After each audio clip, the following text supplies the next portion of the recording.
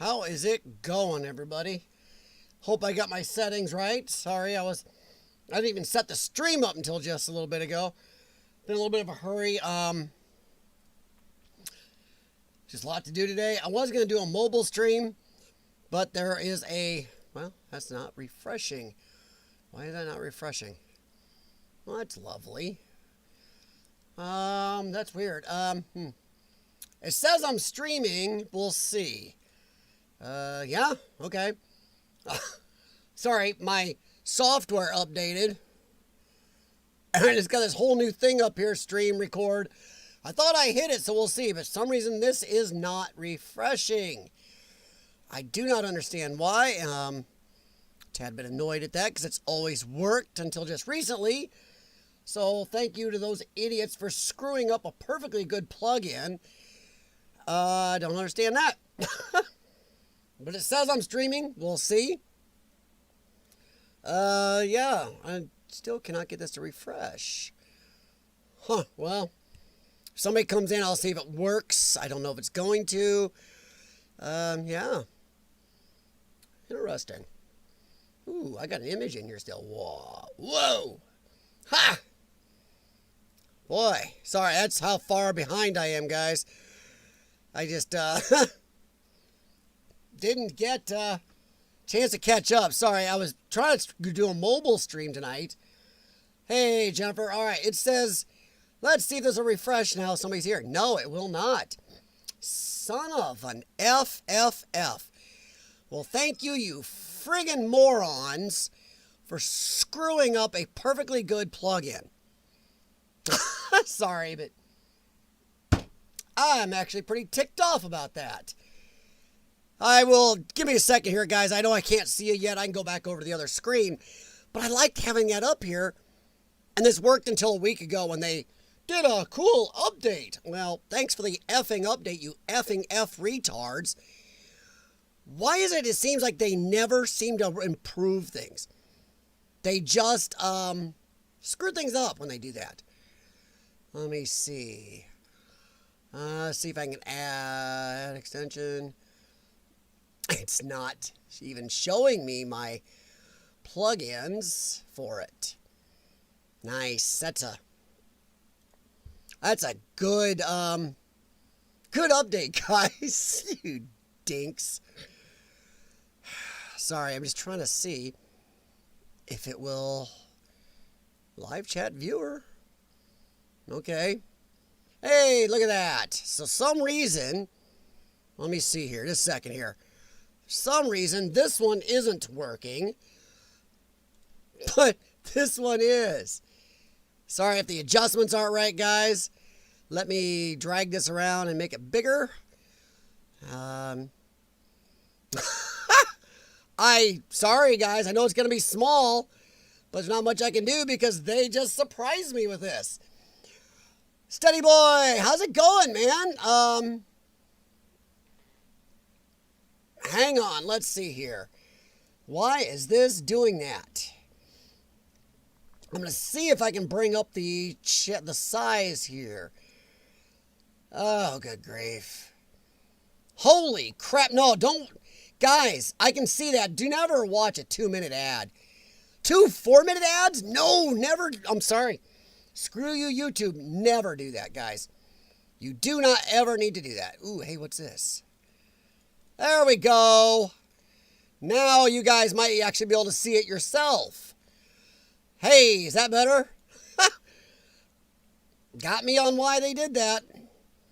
It's the same chat viewer. I just had to take and put it back in for some reason. What you see in the background is Exploring with Carl. Steady boy, you guys are going into summer there. Hopefully the sweet and sour sniffles are not too bad. Joker, Jennifer, guys, do not watch those long ads. Hey, as somebody gets monetized, we always appreciate that. Anybody monetized appreciates any ad time, guys. But I'm sorry, for my channel, do not watch a 2 to 4 minute ad. Watch 15-second, 30-second, even maybe a 40-second ad, but I am not worth 4-minute ads. I mean, I'm just not. Hey, Robert. Study boy, yeah, I could see you. I just couldn't see the chat here. I was trying to run it on this. Because I know you guys like seeing it too. It was just acting up. Once again, they did an update. And it seems like they never improve stuff. Hi, Mariah. Oh, guys, you do not have to watch those. Yeah, Study Boy's right. 80, sometimes there's 10-minute ads. They're out of their damn minds. I'm sorry. I don't care if it's a 2-hour live stream or a 5-minute exploring video. A 10-minute ad. YouTube is not built for that, guys. It just isn't. Mariah, 82 degrees in Florida. Sorry, I went brain dead there. It is about 67 degrees here. I was going to do the mobile live stream down at the Arsenal Bridge, but there's road construction on some other routes, and that thing is packed with traffic. And we've got 25-mile-an-hour winds with some high gusts here. So don't matter what I did to my microphones, it'd be a little weird to hear. Also, lastly, it's a trifecta of screwy. My mom is actually in the hospital right now, so I was talking to my dad about it today. I was out there last night helping him until late, all around the house. It looks like she's going to be okay, just got to spend another day or two in the hospital, and then go to a facility to help little physical therapy, and then she can get back home. So I've been out trying to help, and been talking to him on the phone a little bit ago about where she's going to end up for a while. So sorry, I just barely got it on here. Oof. Jim Patterson, how you doing, man? I'll watch the ads. Oh, Jennifer, I appreciate that very much, and I will say this. Whether it's me, Corkboard, Joker's Nation, anybody, Rich Discoveries, J&M, anybody you do like, I don't care if you're watching cake baking. If you like the channel, the easiest way to support that channel is to watch an ad. And it actually helps YouTube try to stay off of everybody's backs. So anybody, if you do watch ads, we appreciate it. Everybody on YouTube does appreciate it. And thank you very much, Jennifer, hon. It's Jennifer, I can't thank you enough. By the way, Jennifer, breakfast was on you this morning. Had some cereal, some eggs, and some toast. And we've been eating the heck out of those baked potatoes. Making baked potatoes like crazy. No, Study Boy. Study Boy, I have to agree with you, buddy. Unless this is a really, really interesting 10-minute ad, I ain't watching a 10-minute ad for nobody. Nobody. I'm sorry. They'd have to be beyond epic. And my light's reflecting in my screen in the background. Maybe I should go move my light. See, I got a reflector on it, and I can turn it, but I had it turned towards the TV, and I shouldn't have. I should have turned the light. But yeah, 10-minute ads. Wow. That is not what YouTube's built for. Oh, thank you very much, Mariah. I appreciate you being here so often, hon. Steve! Hey, Steve! I was on your channel today while I was perusing some urban exploring on YouTube. Are you still using that channel, Steve? Or have you moved on to another channel? I mean, if I was on the wrong Steve, sure looked like your channel and your icon. But don't look like you've had an upload for a little while. If I'm wrong, feel free to throw it at me and go, wrong Steve, jerk. Mariah, I will hopefully get to Florida next year after the winter.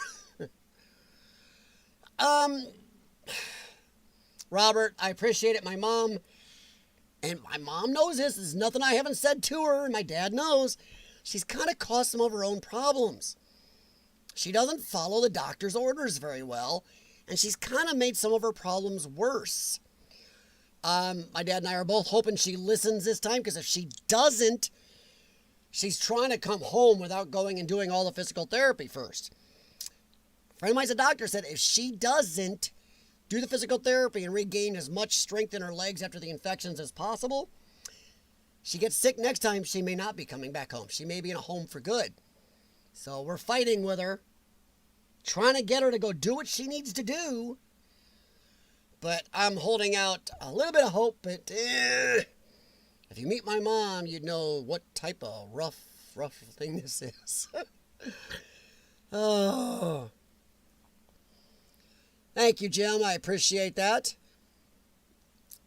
I have split 6 cords of wood since Saturday morning, and I have 14 more to... How many people use that phrase, cords of wood, anymore? Wow, there's a phrase I haven't... You don't hear that very often. Exploring with Carl. Jim Patterson, what happened to your... You've got one, Jim. You're blue. You're blue. Well, wait a minute. I'm on the wrong... Let me see. Jim. What the heck? Well, that is weird, Jim. What the heck? Huh? GTR isn't... Wait a second. Oh, GTR's still blue. Wait a minute. Oh, yeah. Okay, what the heck? There's a couple people not right color. That sounded wrong. Hey, Burning Sands, how are you doing, Cindy? Still using it. Been things happening. Not upload. Okay. All right, Steve. I was just making sure it wasn't me, buddy. I was on the wrong one. Hey, Hike with Mike. Caught a couple of your videos today. What inspired me to talk about the topic in the chat here? What are you looking for when you explore? I watched watching exploring videos while I was working out today. And a couple stood out for me. American Explorer, wading through the woods back to an old bridge. To me, it looked like a train bridge, but he says road bridge. And I believe him because during his video, he shows the pavement. But old bridge, no deck left, just in the woods. Then one J&E was doing was a house that had, crazy cool. Sean and I found one 1.5, 2 years ago. It was really kind of old. But this house is a definitely 60s house. If you see the inside of it, it's their latest video. But this old whole house intercom / radio unit was even cooler than the one me and Sean found because we're talking dials and stuff. This thing you can definitely tell this house is 60s, mostly inside. Few updates, but so much is 50s, 60s still. This thing is definitely Brady Bunch era. But it was so cool. It always makes me wonder, the diversity of exploring. Whether you're out looking for horny toads with Hike with Mike, or train bridges with American Explorer, or a lot of cool houses J&E's been doing lately, or cool casinos and Pocono stuff that you get out with J&E, or J&M, sorry guys. I mean, what are you looking for? Are you out there for curiosity in general, or are you looking for old technology, old architecture, a feeling of what the place used to be to other people back in the day or something? I mean, what is it you're really looking for? For me, I love to see old tech, but I also love to get a feel, walking through a place, whether it's a house or a hospital, there's a feeling of when you get to see enough of it, you get a feeling for what it used to be. Trying to feel what other people thought about that place back in the day. And I really kind of look for that. Oh, hey, John Spike. How's it going, man? So, what is it you are looking for when you explore? Is there any certain thing? Or is it just the general curiosity to see what you see? This was the Urbex topic I had for the night. And remember, feel free to pitch out any others, whether it's collaborations, what type of shoes to wear, filming, social media, any of it. And then later we will go freestyle like we have been lately, and everybody seems to enjoy the mix. All right, GTR's Adventures. I look for OWT that I find interesting. What's that? As soon as you tell me what that is, I'm going to go, oh. Sparring with Carl. Hey, buddy, you're in the background. I was just playing you on the screen tonight. How's it going? Strange, however, every time I play somebody in the background, they just pop up. How you doing, Carl? Hike with Mike says, what I'm looking for when I explore is the meaning of life. I think, didn't Hitchhiker's Guide to the Galaxy answer that? Is it like oh my gosh, I cannot remember the number.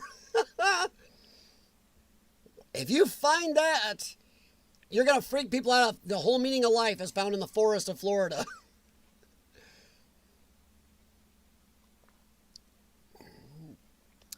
Steve. Well, looking for $1 million. Just kidding. An untouched place. Untouched places are amazing. I know J&E. If you go look at their channel, and I'm just, wow, they've had some good houses lately. They really run into a lot of good ones. That's a nice one there, Carly, that old TV. But they've really run into some good places, and some of them are close to untouched. That is, amazing to find. But so, yeah, let's see. I do Silver Saints on Monday sorting and wear a flag in my church.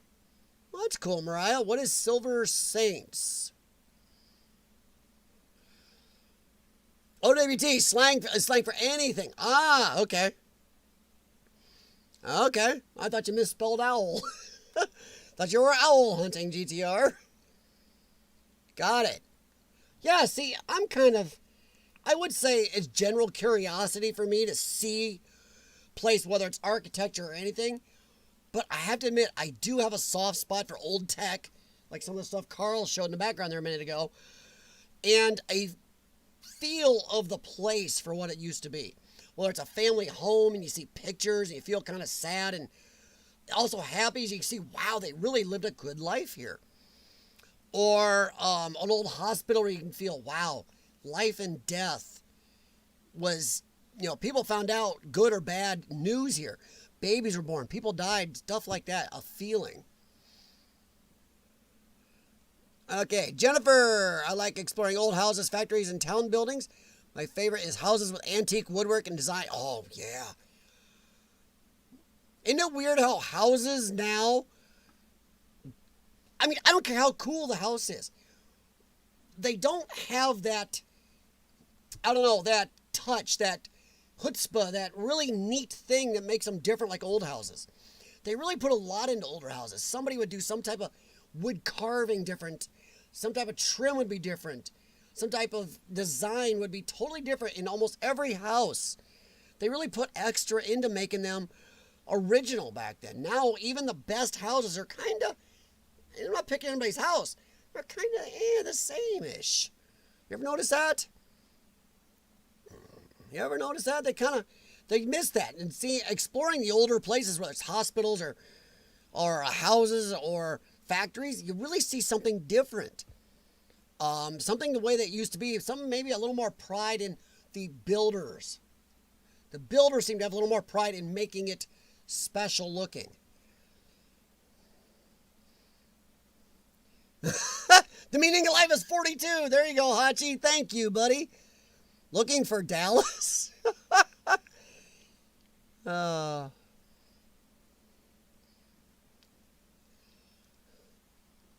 books are better than the TV. Yes, they are. The books are better than the TV. The movie was decent. It was entertaining. Of Hitchhiker's Guide to the Galaxy. It was what Steady Boy and Hachi and I were talking about. Sorry. Oh, this is the house upstairs where you get stickers inside. Yeah. I just can't do stickers. I know we talked about it a little last week and some people are defending it, but one sticker means another jerk's going to leave a sticker and another one, then they pile up. And I know Carl doesn't go sticking these everywhere. He just gave me some and I got you. So I keep those guys. Silver Saints for old people help my friends. Okay, Mariah, thank you. John Spike, looking for no, not a date. Okay. What? Looking for what the heck, John?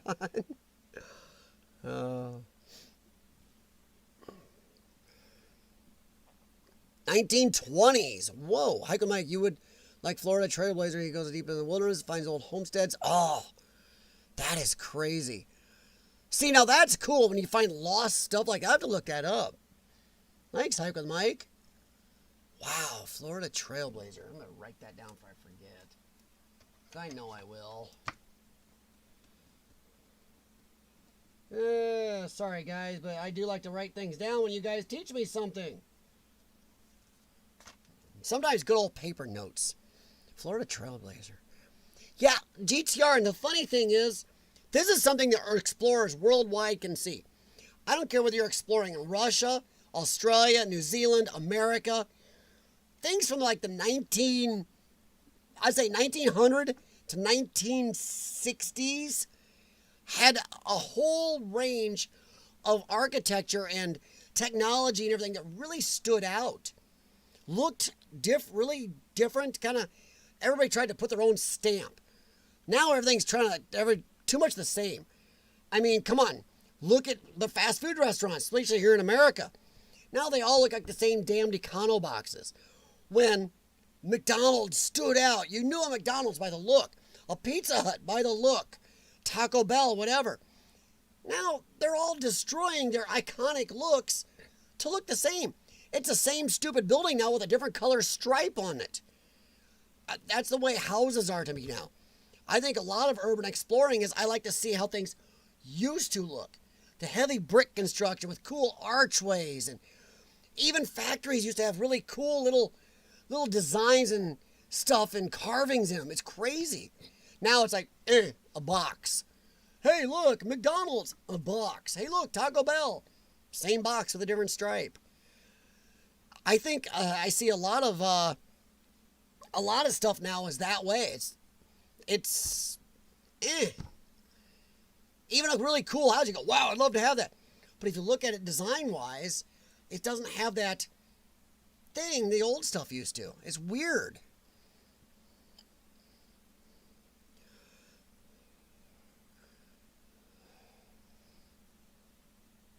That is a nice looking house. Really awesome. Oh, you're talking behind me there, Robert? Because that is Exploring with Carl. Going right there. It's everywhere on nice stained windows. Stop putting stickers everywhere. Thank you. Rant over. Rant away, Carl. Rant away. No. I will argue with a lot. I know a lot of urban explorers do not like me because I say, do not put your stickers in places. Stickers are stupid. One of the first rules of urban exploring is leave nothing but footprints and leave it as you found it. This is not a pissing contest. I'm sorry, urban explorers that put stickers in places, you are no different than a dog pissing on a fire hydrant. Look, I marked it. You're filming anyway. Why do you need to mark anything else? Why do you need to leave a sticker? You're on film. There we go. My rant over. Back up. Oh, I prefer old farmhouses. Oh, Joker, you and I have talked about this. You're cheating. Joker knows. Oh, I have a thing for farmhouses too. And I got some coming out soon. I got, I think 3 or 4 farmhouses coming out soon. And me and Sean did one like 6 months ago. Oh, so much left in it that was original. Some good old pop culture. 1970s catalogs with polyester clothing. Oh, yeah, Joker, farmhouses.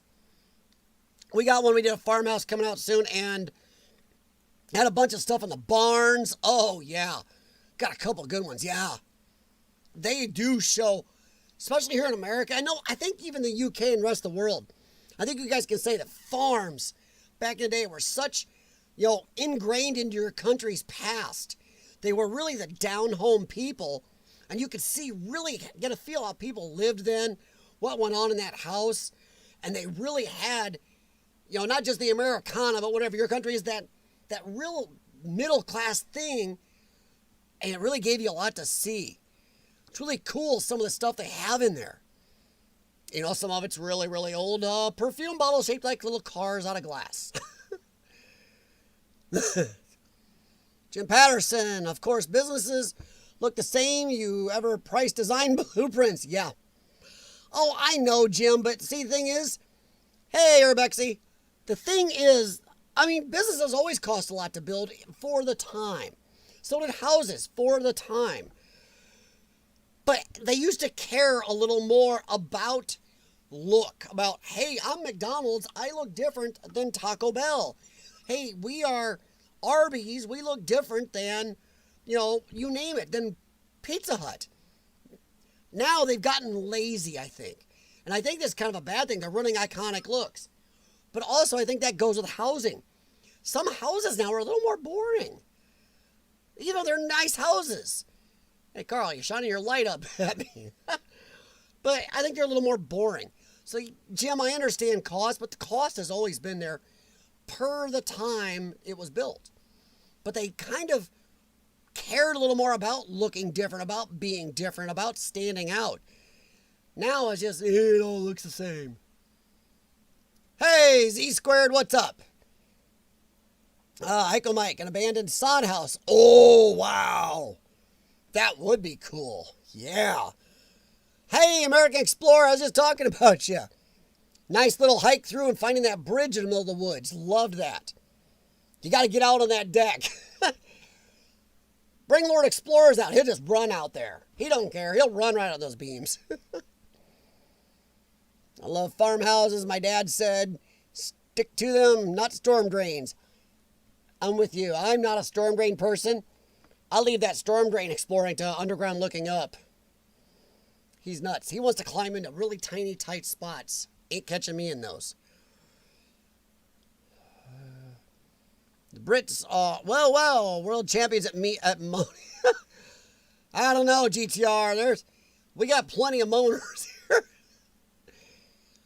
Back when framing was more than a job as a way. Yeah, exactly. I agree. I just think that I don't want to pick on craftsmen. And remember, I'm a blue collar guy. I work on cars and stuff. But I think there used to be hey, I'm not just a framer, but I stand out. Watch what I can do with this woodwork. Watch what I can do with this archway design in the door in the house. I think they're missing that. It's more like, just get it done. Let's go home, watch TV. I don't know.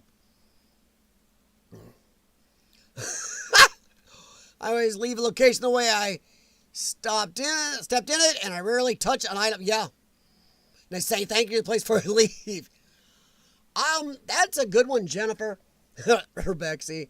Red Alert, Jennifer Bearden talks to abandoned buildings. So do I. I'm not gonna lie, I talk to abandoned places. I've asked them, hey, what are you gonna show me? Or I've yelled at them when I've tripped on something or stepped through a floorboard. I've talked out loud in them, what does history have to show you there? Or the past. Or for you paranormal people, the ghosts. What does it have to show you? I am not a Red Alert case. Well,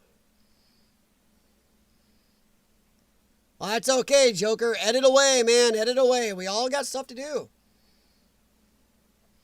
No different for you, must confirm. What? What did I miss, Jim? What did I miss? But no, I'm just saying that there used to be a different pride, even the way cars are built. Cars are not as stand-outish per model or per make as they used to be. It's like everybody's kind of homogenized stuff. And I think as an explorer, that's kind of what I like, is seeing is stuff that isn't as homogenized, that something that stands out, something that's different. And, even back to, movies used to really kind of mean something more when you had to drive to a movie store and rent a VHS tape than when you can just stream it automatically on Amazon Prime or whatever. Oh, no problem, Carl. I just try to play Explorers a lot. It matches the mood, and it looks cool. Even though I need to go adjust my light to get that white spot out of the screen. Urbexy got an advert during the stream? If it's long, if it's 15 seconds, please watch it. If it's 2 minutes, a minute, don't. Yeah, YouTube, I said don't watch ads if you're making them too long. Hachi talks to his cars. Oh, yeah, so do I. Not all the time good. You work on them, you love them. And you hit the key when you really need it to run, and it goes, no. Oh, yeah, I say some words to my cars. Not good ones sometimes.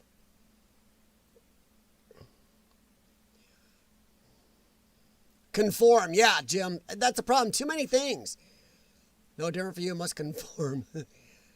I don't know. Doesn't anybody notice, even just business stuff? When did you ever think you may have to film a McDonald's just so people remember the iconic look? Ronald McDonald, the Hamburglar, Grimace, all gone, going away. The iconic look is going away. They're remodeling them all to make them square boxes. It's kind of a thing we're going to miss someday. Even malls used to look different. I ended up wishing I had taken a picnic when I did the... Yeah? American Explorer. Hey, somebody had a nice little thing going on back there. Go check Charles. Oh, thanks, GTR. Yes. That is Exploring with Carl behind me. Thought I'd let some of his videos play. I was watching a few earlier. Carl, thank you very much for that on the treadmill, guys. The treadmill gets really boring. So I was watching some Carl. I was watching some American Explorer. I was watching J&E. I watched... Who else did I watch? I think I watched a couple Hike with Mike. And there's at least a couple others. I think I watched a little Urban Legend. And I watched an Urban Kiwiana. That's what I was watching on the treadmill today. I traveled around the world thanks to you guys. For some of you who've talked about it in the past, I still have not heard anything back from Adjusta in Australia on any of the messages I've left on his channel. So I guess maybe he's done with YouTube. Wow, he was doing so good. But if anybody hears from Adjusta or can get a hold of him, please let me know.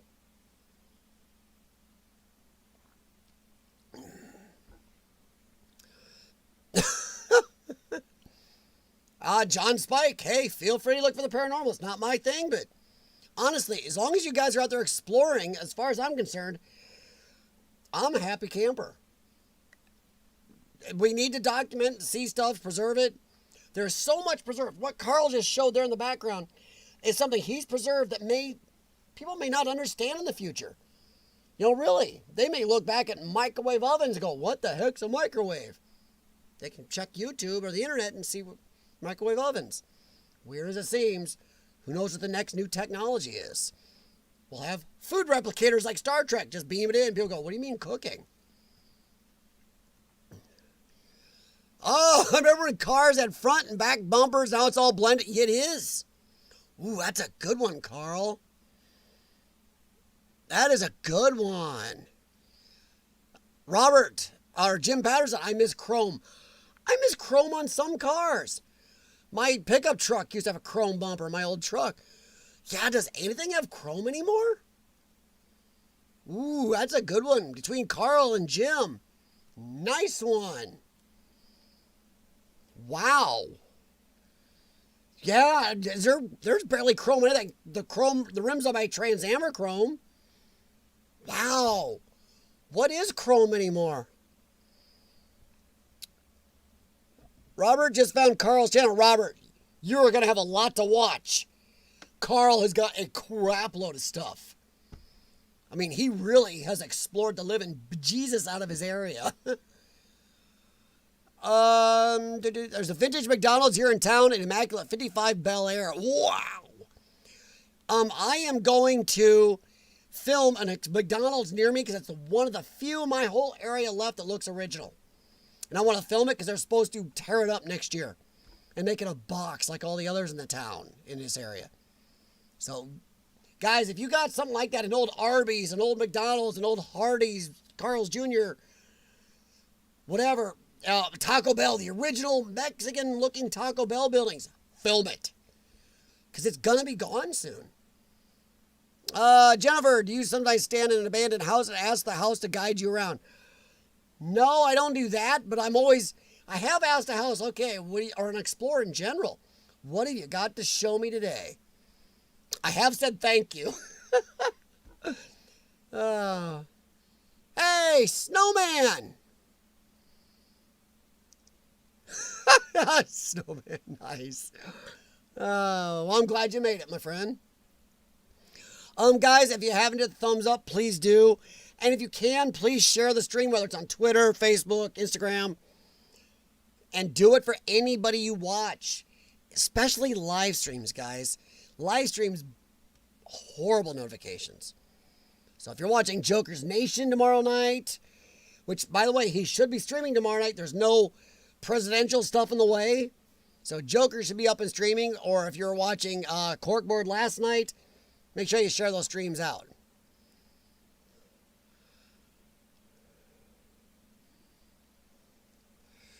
Let's see.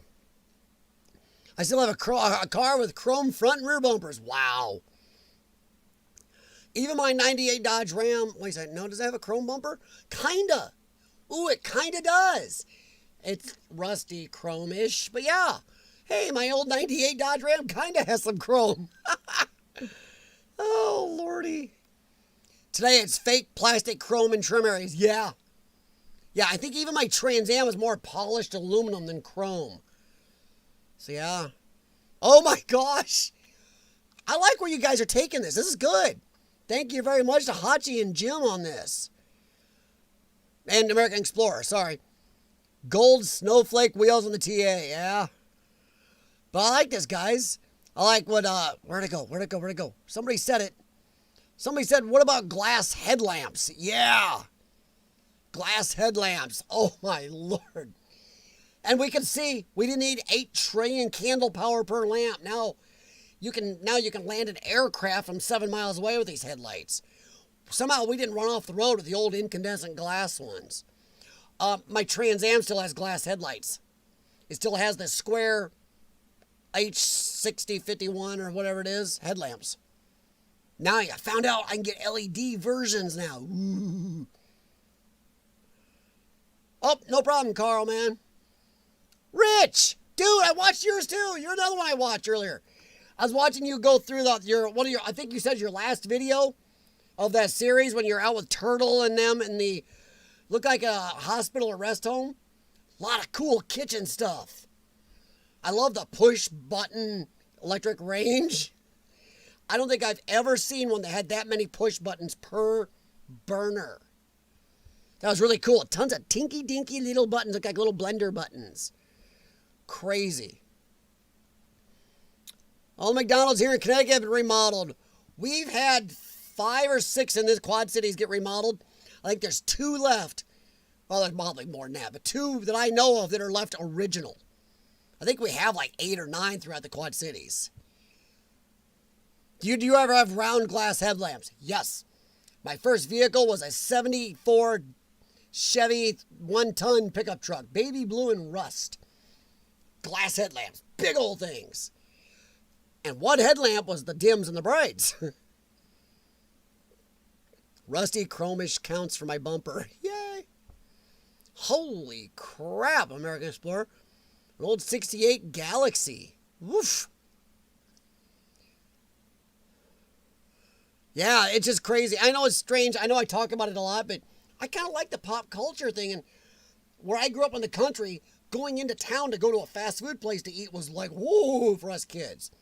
So McDonald's, Burger King, all that have a special place in my heart. And it's like, wow, to see them all become box. It drives me insane. Carbon fiber seems to be going places chrome once would, yeah. No, chrome, come on, look at the bumpers today. Even the bumper of my big old Dodge. If I go up against a bumper on a new truck, I'm going to damage the new truck a lot more than my big old metal bumpers on my old 98 Dodge Ram. I'll destroy a new truck. I'll cause thousands and thousands of dollars damage to a new truck. Sure, they got crumple zones, but yeah, then you crumple stuff or your plastic gets all scarred up and scratched and unpretty. Trucks used to have bumpers. Even cars used to have a bumper. Now they're like, don't bump into anything, you'll scratch it. No ashtrays, no lighters in the door. Yeah, dude, I know some people now, younger people, that don't even know, they've never seen a cigarette lighter in a car. All they know is those are power ports. They've never seen a cigarette lighter. Yeah, my 98 Ram still had a cigarette lighter. No, it had a power port. My Trans Am had a cigarette lighter. Yeah, the Impala didn't. Karen's doesn't. Yeah. Yeah. A lot of people don't even realize the cars had cigarette lighters in them at one time. It's all just power ports.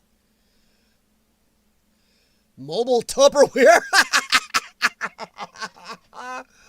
Oh my Lord, mobile Tupperware.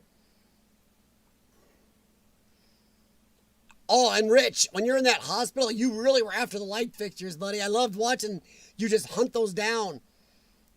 There were a lot of cool ones in there, though, to see. Rich, don't worry, bud. Nobody here is going to hold you to replying to every comment. Only I do that here. Hike with Mike. Ever notice every city looks the same these days? Yes. I do live in an area, thankfully, that we do still have some diversity here, but a lot of that diversity is slowly going away. Between Bettendorf, Davenport, Rock Island, Milan, Moline, East Moline, and I probably missed a couple. I think it's a Rock Island, whatever. Silvis. There used to be very big differentiation, but now it is going away. It's fading fast.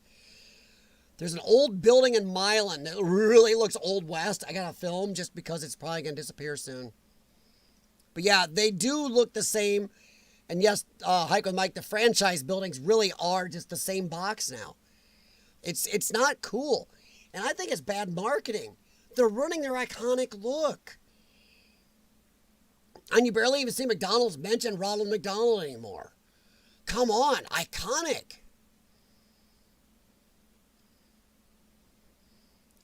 Let's see. Cigarette lighter, yeah, in cars. People go, what the heck? They put those in cars? My old Monte Carlo had ashtrays. Oh, yeah. Yeah, Hachi. I don't even remember that, opening the ashtray in a car. The Trans Am actually has one in the center console still. You flip it up, I keep my change in it. But I had the little cigarette lighter up near the front. Hachi knows where it's at. But you flip up, and you actually it has a little tray you come out, pull out still, because you would do cigarettes. That was a 2000. Yet my 05 Impala doesn't have any of that. Our Dodge Ram had it. That's 98. The Impala doesn't, and that's an 05, and Karen's Durango's a 2017 or 18? That doesn't have it. Nothing for cigarettes. New Focus still has the cigarette lighter? Really? Well, maybe that's in Europe. Last New Focus I was in doesn't have them anymore. They just have power ports.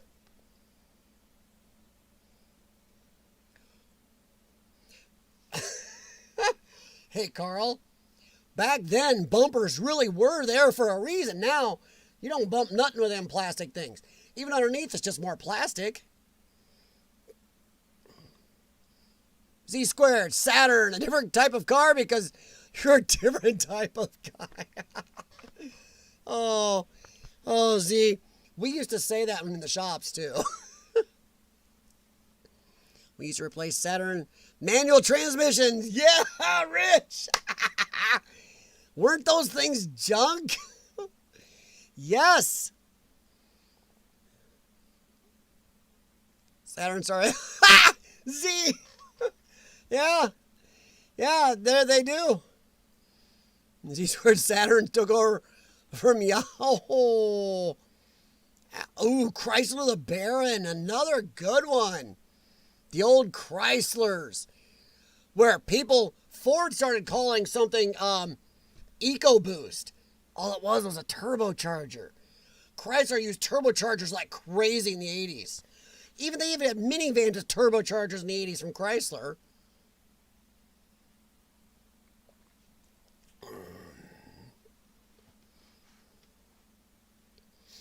Yeah, well, Urbex, see, I don't think they look semi-decent. I like the older look of McDonald's. Not because I'm older, but because it looked cooler. It looked different. Like I said, one company shouldn't look like another, just different stripe on the top of their building. Taco Bell used to have an iconic look. Now it's a box. We got Taco Bell down the street, and right across from it's Wendy's. They both redid them both. Without the sign out front of this different stripe on the building, you couldn't tell the difference anymore. Hey, Connie, how you doing, buddy? Bunny? I said bunny. It sounded like I said buddy. My house has a push-button light switches. Oh, wow. That is crazy cool. Oh, yeah, I like, Hachi, headlight dimmer switches on the floor. Yes. My first two vehicles were trucks, GM trucks, when I grew up. And the first vehicle I got that did not have the dimmer was an 83 Trans Am that didn't have it on the floor. And many a times I go and stomp on the floor to change my lights for the first month or two. It's like, oh, boop. Why is it not changing? I'm trying to find the button on my foot. Oh, yeah. Click, click. Now you go nuts if you don't have it up there. Urbex, he's right. Yeah, bumpers today suck. Z squared, K cars, yeah. There is a really, really old, tiny Chrysler K car on one of the routes I walk my dogs. We're talking 1980s Reliant K car. And I can't believe it's not all rotted out. Crazy. I mean, really, it's got rust and it's looking a little rough, but it's still mostly there and it drives. Boy, you look at the interior on some of the 80s cars, you're going, yeah, they really didn't put a lot of thought in the interiors then. Some of those cheapy 80s cars are a little blah. About as blah as some things nowadays. Current ones are replaced ones that look like what you used to have. Non-pop places because they're truly unique. Heiko Mike, you're right. A lot of mom and pop, there's some stores here in the Quad Cities area that are mostly family owned and they do still look different. There's one called Katie's Imports Foods that's really different looking. There's a couple of antique stores that keep the building looking really original, and that's kind of nice to see still.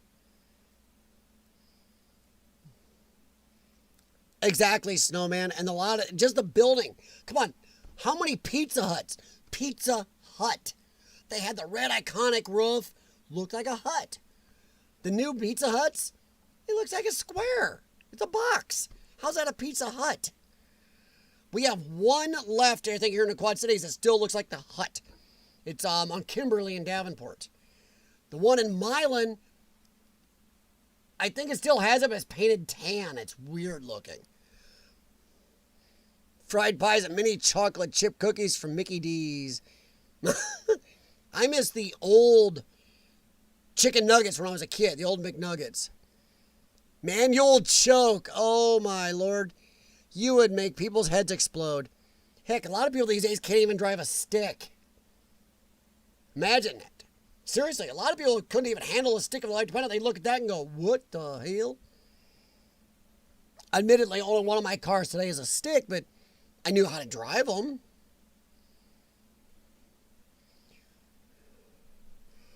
Replace the column of my Monte Carlo and use a dimmer switch as a cutoff switch. Oh, fuel. Oh, my Lord. Nice, Hachi. I did put a ignition cutoff in my Blazer, and I used the floor dimmer switch.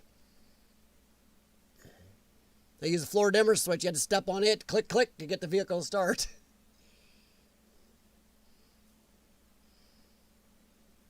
Sorry to go off subject, a bit dynamo. No, Carl. I already talked about my subject for the day, about exploring. And after that, it's definitely up to you guys what we want to see, talk about exploring or other. So you're doing fine. Because all this stuff, we're talking about buildings right now and everything, it is exploring. Ooh, that's a cool video picture. Watching walk up that path. But yeah, so no, you're fine. Oh, 8-track players. When can I get my 8-track player back? Oh my Lord. The funny thing is, now my Trans Am that has the single disc player in it seems out of date because even I barely ever use discs anymore. I like to stream off my phone and my Trans Am does not have a port. The Impala kinda does, kinda not. But I got a Bluetooth unit on my visor in there. And Karen's just automatically connects to everything. I have to admit, I do like that range of, entertainment now. 8-track. Bunny. Yeah, there you go, Bunny. Call him out. Nah, he just stops in once in a while to make it seem like he's here. My first car, 66 Falcon, was easy to steal. I'll tell you what, that's one thing about cars today.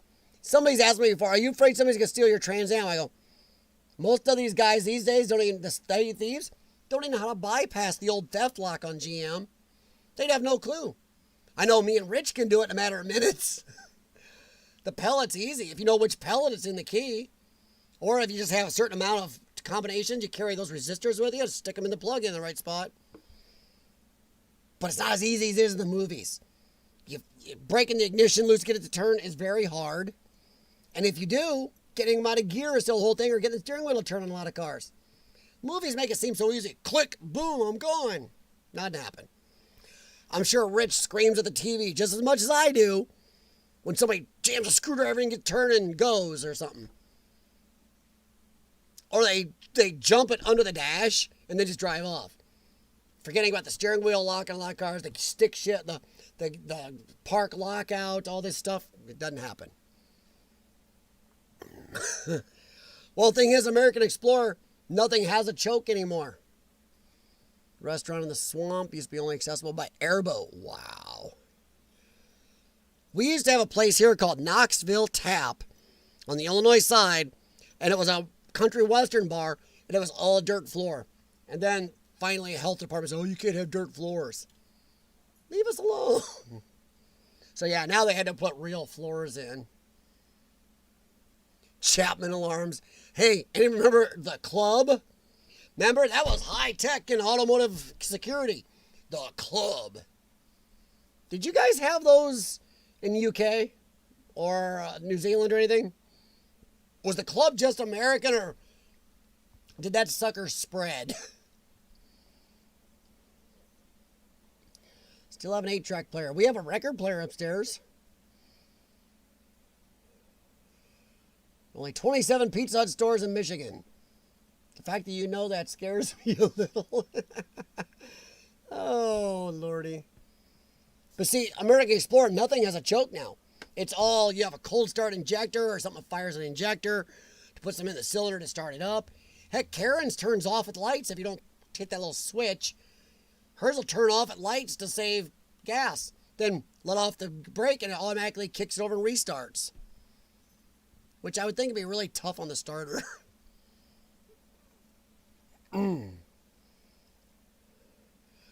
Before one evening when the kids were pulling vehicles in the shop, they had to push my 89 Wrangler. Oh my Lord.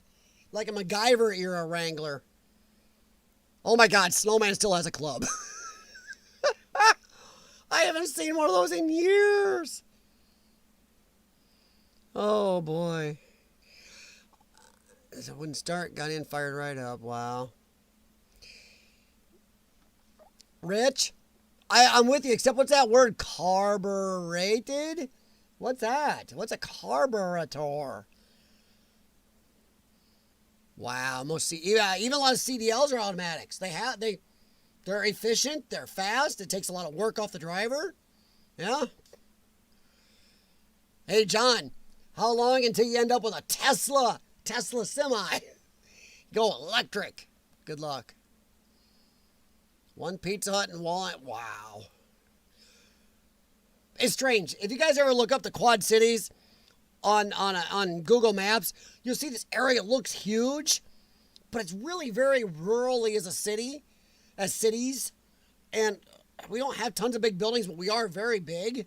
But we have a lot of the old stuff still. And it's really kind of cool. We are kind of decently original still, but it is starting to fade, like Hike with Mike said. It's starting to look a little more homogenous, and I'm not digging it. You know, the new bridge looks pretty cool. Foghat 8-track, oh lordy. Found that I have a cousin who lives in Orion, Illinois. Oh wow, Jennifer. Yeah, Sean's daughter went to school in Orion. Yep. She's in college now. That makes me feel old. I remember when she was born. Ugh. Yo, Sean, the guy I used to talk to for 30 plus years, but nah, anymore. Who knows what that's going to end up? Tampa's a high crime area. Really? Huh. Nobody really talks much about Florida crime levels. You ever notice that?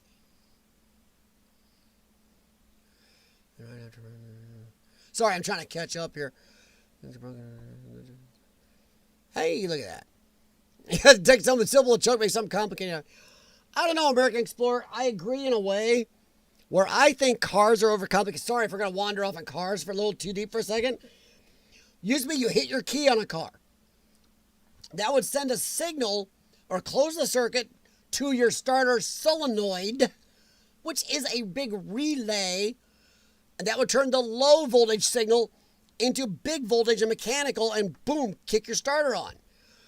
But now you turn the key, it signals the computer, which signals a relay, which then signals a relay, which then signals your starter solenoid, which is a flippin' relay to kick the starter over. It's stupid. Why do you need a relay in line with a relay in line with a relay? There is overcomplicated, or as Scotty in Star Trek said, the more you stop up, tinker with the works, the easier it is to stop up the plumbing. Ugh. Drives you nuts. I like technology. I love my scanners. I love fuel injection. I love looking at a lot of my data parameters and stuff. But even I think they overcomplicate things sometimes that doesn't need overcomplicating. Let's see. After friendlies, across the road across. No burning the 8-track. Oh, wow. I remember that. I'm driving a 62 Falcon. 3 in a tree. I learned on an 80. What did I learn on? Was it an 88 Chevy K3500 with a 4-speed manual transmission? That's what my dad taught me on. Well, actually, he didn't teach me on it. I learned to drive on an old Alice Chalmers AC row cropper with a PTO wheel on the side still. I learned on a really old Chevy truck.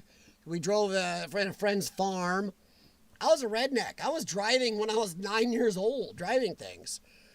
But highway training, my dad trained me on his 88 Chevy 1-ton that he still owns. He bought it new at Warren Chevy in East Moline. They're not there anymore. Now it's green or something. But he bought it there new and still owns this thing. That's what I learned on mostly for highway driving. You know, I've been driving years before that. When you grow up in the country, you're driving a lot of weird stuff. ATCs, tractors, you know.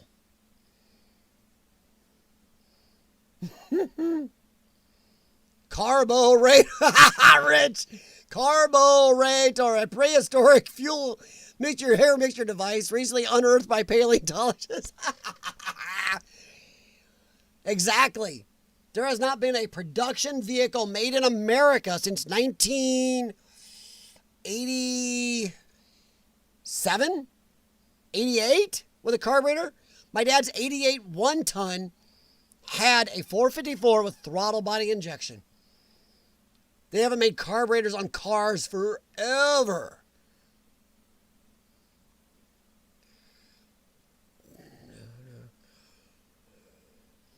I was listening to my vinyl records.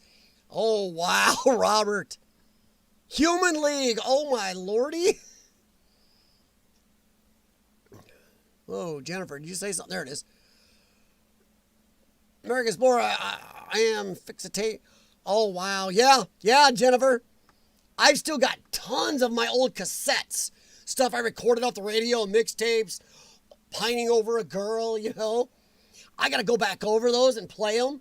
Because a lot of 80s music and stuff, and see what the heck was in my brain. I think I had one that said mixtape for Pam or something. Pam, and I'm like, whoa, I better play this and go, what was wrong with my brain back then? Back when we used to hang out in the avenue.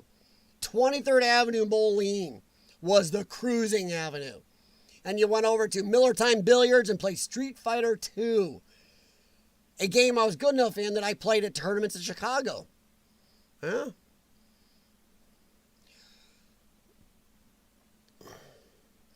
Yeah, they are, American Explorer. Cars these days can have upwards of 10 computer systems in them. Even my Trans Am, it's a manual, but it's still got 2 or 3 computers in it. Body control module, engine control module, and no ABS on that car. Ha. But yeah, my Impala's got 3 or 4. Heck, my 05 Impala's even got OnStar or satellite radio. On computer. I think Karen's has at least 10 computers in it. Crazy. 8-tracked. I was a junior in high school, you're born. Oh, no problem, Carl. Have a good one, buddy. And thanks for the videos. I gotta say, a lot of you guys between American Explorer, Rich, Hike with Mike, Carl, J&E, and the others I watch. Say thank you guys very much for having videos out there. Honestly, really, some of you know with my lungs, I have to work out regular. And I would almost take myself out. I have to be on that treadmill more without something good, cool to watch. You guys all keep my mind really off the stupidity I'm doing, well, until my oxygen gets low enough. But I really appreciate you guys giving me a lot to watch earlier today. VHS tapes, yes. Yep, I still have VHS. I got a VCR. If you look right next to my TV there, there's a VCR. It doesn't work perfect anymore, but I keep it for some of my old stuff I recorded. From the 90s when you recorded off TV, remember that? Remember? So yeah, I do have a VCR, and if you look down below it, I got a lot of VHS tapes still. A lot are ones I recorded in 90s TV stuff. Babylon 5 episodes and stuff like that. I just keep the tapes because I want to record the old commercials. Love seeing the old channel bumpers and commercials from the day.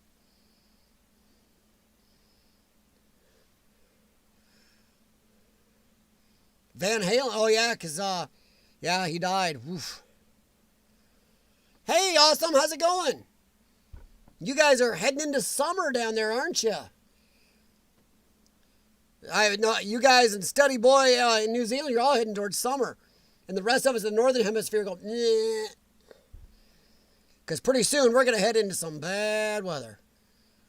94 Explorer has a PCM and OBD, yeah. Oh yeah, Eric Explorer. 94 Explorer, that's OBD1. Ford was late on going to OBD2. Ford drugged their heels with this OBD1 system that was horrid. Heck, Ford didn't even have misfire counters. I know Rich is going to know this. Ford didn't even have misfire counters to a lot of their cars until 2016. When GM and Chrysler were using misfire counters for 20 years almost by that time. Beta, oh, Beta died fast, yeah. Betamax. Urbexy. Now, did Betamax die in UK just as fast as it did in America? I remember that VHS really just slaughtered Betamax. I mean, it really did. Hey, Jennifer, I still have Night Ranger's Greatest Hits on cassette. Stuff like that. Oh, I got some crazy old stuff. Come on, everybody remember you used to listen to the radio station and you hit record and record onto your cassettes? Remember sitting there doing that?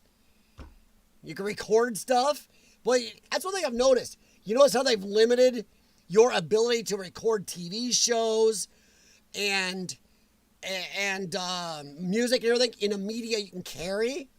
Really, you don't really have something that prevalent. You could be listening to radio, hit it, record on songs you like, and go pop it in a player in your car. And you had a hard copy. They've really stopped you. VCR, you record a show and you had it. They really have stomped you on that. We got a lot of vinyl records right now. My wife has them upstairs in her little library room. It's a bedroom we turned into a little library. But hey, that's what she wants to call it, fine. She put bookcases in it, and it smells like old books. Sorry, I'm trying to see if Andy and Bree answered, because I was trying to, I had jumps. But how are you guys doing down there on the bottom side of the planet? Early 90s, had one of those little mini tape.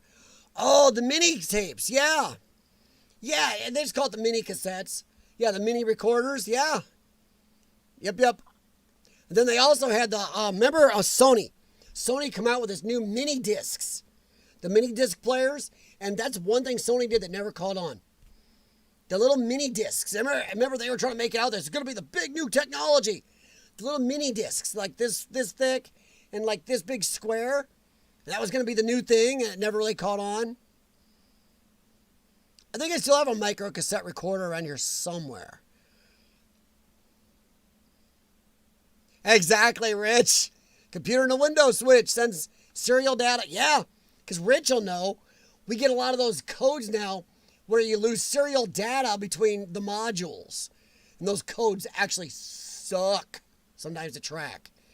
Serial data is a problem. Oh, no. Lost a Lost health. It won't read its proof of health for the modules. Ugh. Now I wonder, Urbex, did Betamax die the same time there as it did here? Is it like worldwide death? Betamax were smaller. And they also didn't, I don't think they worked as well or held as much. You know, if your OnStar is not hooked up, did you ever just hit the button and screw with the lady in the computer? Oh, my Lord. No, Rich. Actually, I've never hit the OnStar on my Impala. It's there. It's old. It's the old system in '05. It does have satellite radio if I wanted to pay for it, but it's not as good to surf through as my wife's has. Hers is a much better operating system. The tape is only about 2 inches big and only held a song or two. What the? Huh. But yeah, Rich, you might be talking about those little mini discs that Sony came out with for a while. Summer starts in December. See, awesome. You guys, that is so weird. You guys celebrate Christmas in the summer. And how do you juxtapose that with almost everything iconic about Christmas, like Santa Claus, reindeer, sleighs, Christmas trees, and snow? For you guys, it's like, oh, it's 100 degrees out and it's Christmas. Isn't that kind of weird to you guys that I think even down there, I think Study Boy NZ told me one time that even in New Zealand and stuff, Christmas iconic stuff is wintry stuff. But for you, it's not winter. That's got to be like a weird juxtaposition. Of course, that's about half the planet. Still weird to me. Night Rangers, Sister Christian, Sentimental Street, yeah. Oh my gosh, Bunny has a micro recorder still too. Micro cassettes using answering machines, yeah. Snowman, answering machines. Now we all have voicemail. Sony executives discuss making longer videotapes. Well, remember you used to be able to set your VHS on like EP or something, or SLP, whatever it was on that model, and you could record up to 8 hours on a VHS tape. Wasn't quite the same quality, but you could record 8 hours. No, Rebecca, the mini disc that Sony came out with, the little mini disc player, was actually a plastic cassette thingy.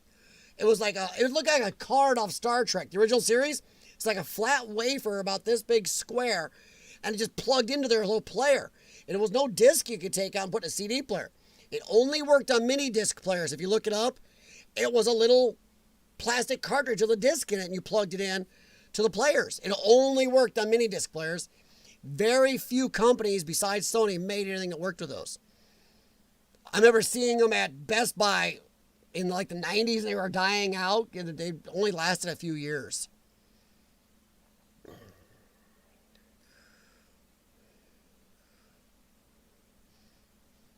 Something like that, Rich. The micro, it was, God, I almost wish I could look it up. I don't know what you're,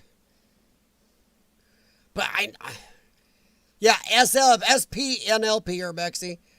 Something like Chris in San Diego. So, there you go, Jim. Yeah, okay, Jim. So, see, it's not as weird, but I grew up in the Midwest, so to me, Christmas is definitely the snowman, Santa Claus thing.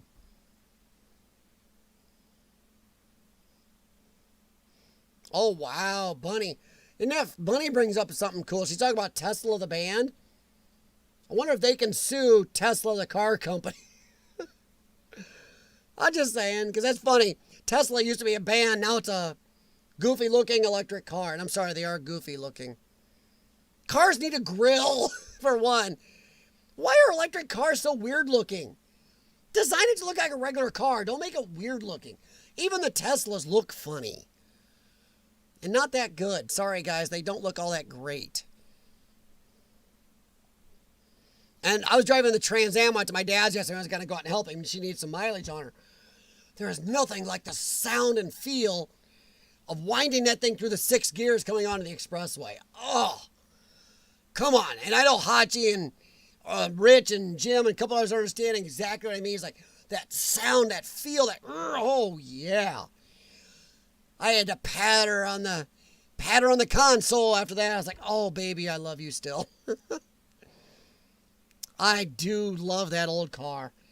She'll be 21 years old here soon. Ugh. I bought that car. It was 4 years old. Remember those settings. SP was optimal speed for highest quality. LP and ELP.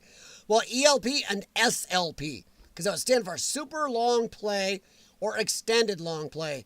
It depends on which company and which tape you bought, which company VCR. They use SLP or ELP. Well, I usually ran into SLP. I think my one there says SLP. It's a Panasonic stereo VCR. Yeah. The photo disc used again was a disc with 36 film. Yep, I do, Urbex. My dad was sticking with film. My dad has slides.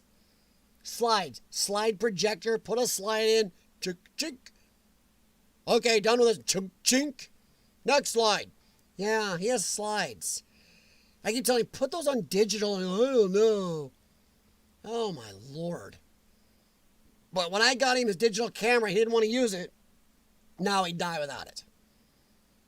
He still has 3 Nikon film cameras. Karen's got 3 or 4 Pentax film cameras right here somewhere.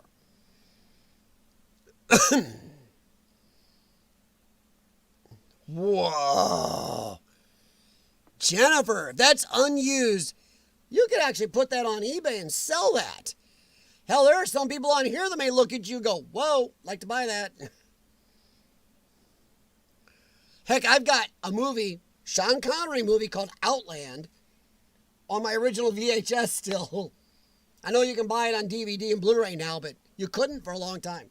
So for a long time, I only had that version. It's like, ooh, thank God I still have that movie. Love that movie. Good sci-fi movie.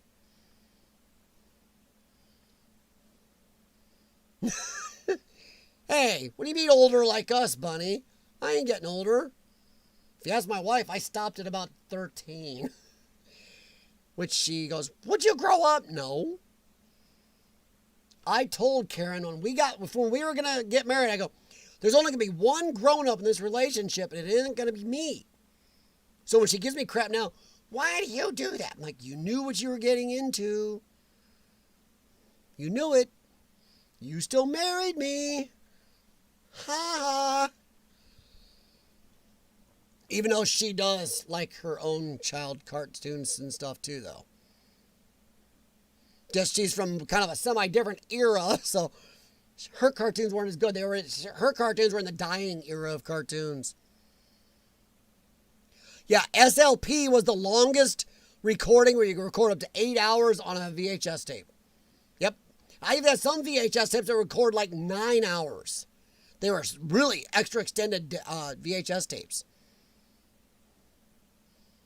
Jim Patterson, when I step on the accelerator, I want to hear a rumble, not a whine. Exactly, or nothing. I've been in an electric car. You step on it, sometimes you hear nothing. And it's like, ugh. I like that good engine feel. It does feel good.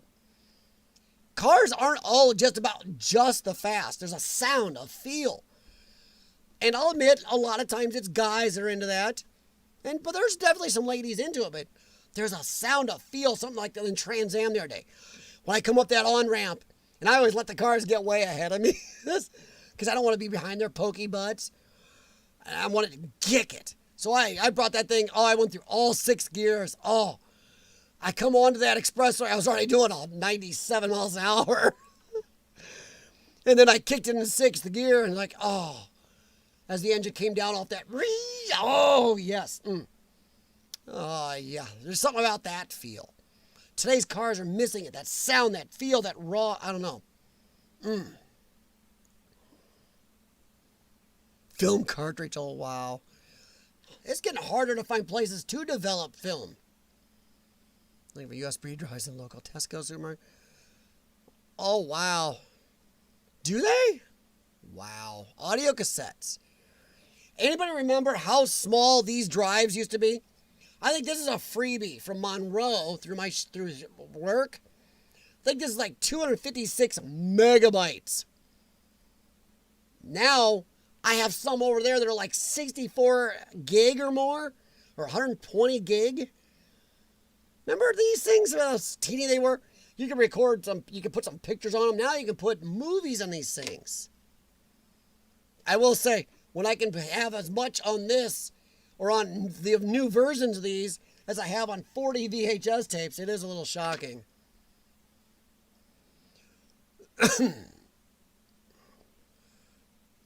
Bunny, I'm with you. I like to hear the car. There are some electric cars that are going to make sounds to them. Tesla, you can actually play sounds through the stereo that actually interact with when you hit the throttle. So it makes a car sound through the stereo for people that miss that. I don't want simulated car. You have simulated car noise.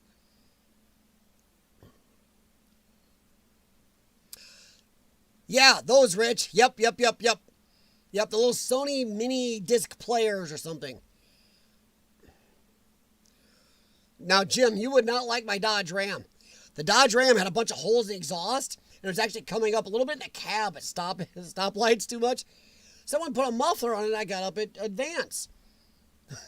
It's almost too quiet. Now you hear all the rattles, squeaks, and creaks in that truck.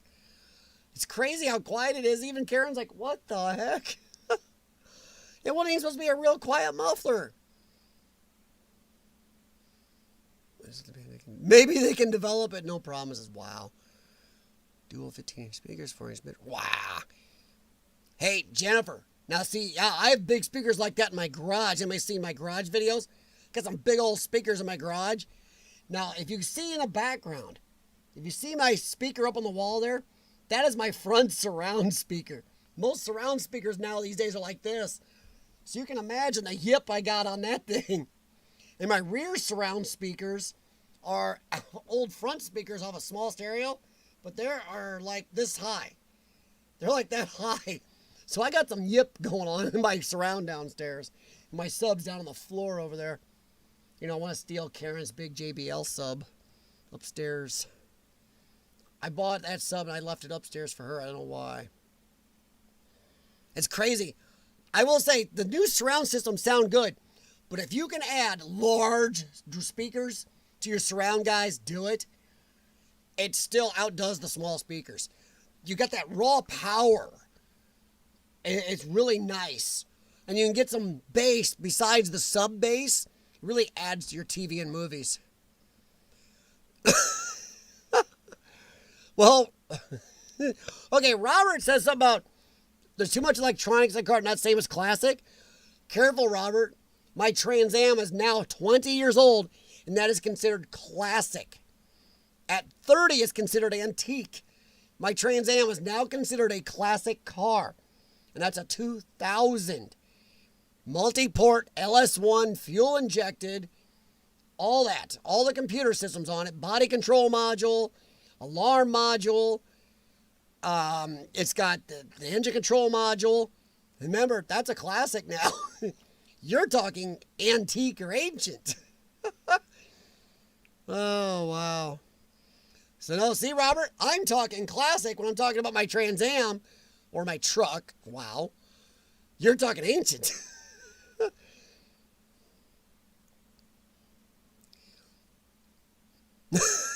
American Explorer. Oh, man, yeah. Yeah, there is. I will say, putting large speakers on a newer surround system, and that is a heck of a nice Yamaha amp I got there.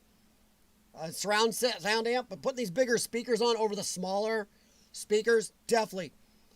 Even Karen admits the surround upstairs has got the smaller, got some nice speakers on it.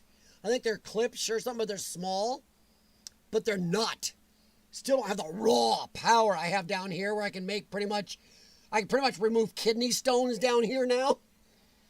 But if the only thing make this about perfect down here is if I took the JBL sub from upstairs, the one that's about as big as a Buick, and put it down here. My sub is a little small. But yeah, oh, I just love it. Yeah, and Robert, if you're going to look at these, you're going to laugh. These are old Iowa speakers up there of what used to be a bookshelf system. And I'm running 5 Iowa speakers, AIWA, on a big Yamaha amp with a mid-sized sub. Can't remember the name of the brand of the sub. But it depends on how you set them up, too.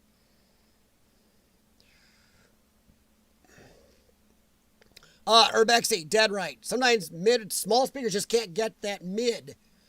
You're depending on your sub for all your bass or your mid, and sometimes it leaves something out. So now I can do that with my big ones. When I watch music videos on YouTube on this thing, I can definitely make my ears numb down here if I want. Oh, Lordy. I was listening to Children of the Sun the other day. Oh, good movie. Was that Billy Thorpe, Children of the Sun? Good song down here. I'm sorry. When I listen to Zeppelin, the neighbors listen to Zeppelin. Oh, Lordy. That's one thing, Jim, I have to say. My neighbor next door, she listens to a lot of ghetto music. And it's, weird hours, and it's bad. It's bad stuff. So what I do, see, that house is built right, we're talking 3 feet from my garage. So I'll be working in the garage, she'll be playing. So I'll crank up those big old speakers in my garage. My garage is like an echo chamber. And an ex-neighbor told me you can hear everything in that house that happens in that garage. So I guess it just overpowers even her big system in that house. She's going to listen to what I'm listening to. Oh, wow. As much as I miss the simplicity of old vehicles, I do not miss 9 miles a gallon. Agreed. Cars today, there's a lot to miss about this. Here's something I like, guys. You know me, I like the past in a way. I'm an urban explorer. I like looking at the past and things, how they designed. I like resto mods. I like the look of a lot of old cars with all the improved technology inside of them of our new cars. That's why you go to the car show, you see tons of vehicles running LS1 engines, ABS brakes under them, stuff like that. I like resto mods. I like the look of the old with my fuel injection, my air conditioning, my good stereo, improved handling, 4-wheel disc brakes. Nothing more dangerous than 4-wheel drum brakes on a car. Oh, drum brakes. Oof. The only thing we have in this house that has a single drum brake on it is our old 98 Ram. That has rear drum. Everything else we own is 4-wheel disc. I will say, disc brakes, far superior. Far. Yeah, Robert, I'm the same way. I love bass. Like I said, I got these big speakers set as high as they'll go on bass without popping them. And I got the sub down there. And upstairs, we got the small speakers. But we got the big JBL sub up. That thing it's huge. And it literally will make your gizzard shake a little sometimes on movies. Karen won't let me steal it and bring it down here. She's like, no, we got the smaller speakers up here. I want this big sub to compensate. You got big speakers down there and a decent sub. But yeah, I will watch music like Scooter. I know Urbex, he knows who that is. I like a whole range of music. I'll go from Billy Thorpe to Megadeth to Scooter to some good old 80s music, Groove is in the Heart. I listen to it all. So yeah, little Wang Chung in there. Pushing 1,000 watts. I don't know what that's running. It's a really big Yamaha. We have another large Yamaha upstairs. I think that one's running I don't know if you can see how big that is. That's a big receiver. I think it's running, is that 1,100 or 1,200 watt? I can't remember. I gotta look at it now.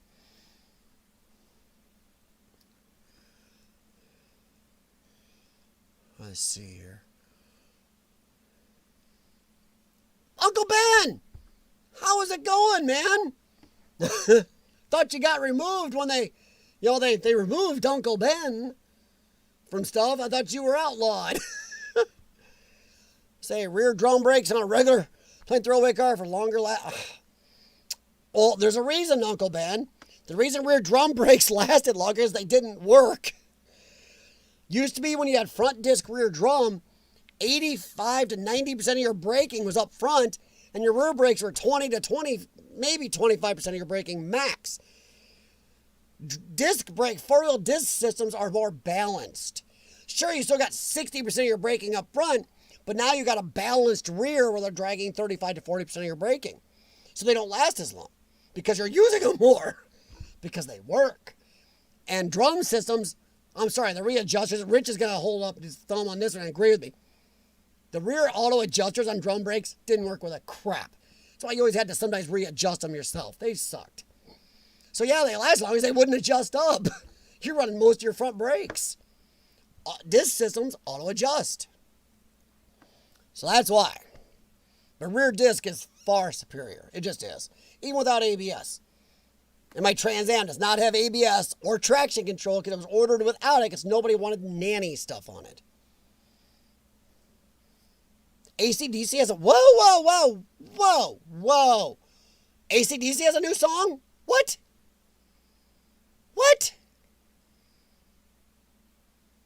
Is that what that was, Snowman? Wait a minute. Have I seen your newest? No, I have not seen your newest one. I haven't been on your channel in a week or two? 2 weeks? Something like that? It's hard to keep track. Jim Patterson has Harman Kardon and Audio Technica. I've got 2 Yamaha receivers, the Eclipse speakers upstairs with a huge JBL sub, big Yamaha receiver down here, 4 old Iowa speakers, and a sub I forgot the name of. But yeah, this thing will whip some booty. Yeah, you can't see these. My rear surround speakers are not little rinkies. They're like, my rear surround speakers are like 2 feet tall. Not quite as big as my fronts, but they're large. Ministry. Oh, Ministry. I haven't heard Ministry in a while, Jennifer. I have listened to some Tool lately, though. I actually was so on Alice in Chains. Onkyo Grand Integra amp. Oh, Ben. That's an old schooler there. It's like my parents had, like you said, the preamp. My parents had a big old Pioneer system. It had the reverb unit, the preamp, and the amp. Yeah. Nice, Ben. The race car sounds, and tomorrow I'll crank up my newest video and let the neighbors hear it. That sounds good, Joker. As long as it's not a Ford Mustang. I just can't do it. Urbex, the auto adjuster's not sure I ever pulled a drum off to find had even tried to adjust. No, they only adjust. Okay, auto adjusters on rear drum systems only worked just good enough to hang up on the lip that worn inside the drum so you couldn't get the drums off easy. And it was worse, and this is not a shot at the company, it was worse on Ford. Ford would put a lip inside their drums like you wouldn't believe, but it still was looser than crap, except you couldn't get it over the lip. And the Ford adjusters were offset at a weird angle, so you had a hell of a time adjusting them loosened up to get the drum off. There are times somebody just pried them off and you had to put new equipment on. AC/DC has a new album. How did I not know that? Rich, you're right. Yeah, you had to use both feet on those old girls. Marantz turntable? Holy crap.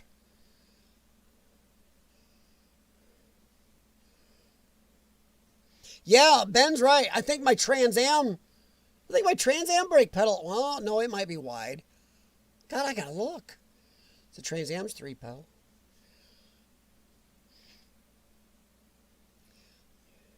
How many people have driven a stick a lot, and then you go to drive an automatic, and you go, like, I drove the Trans Am like crazy one year.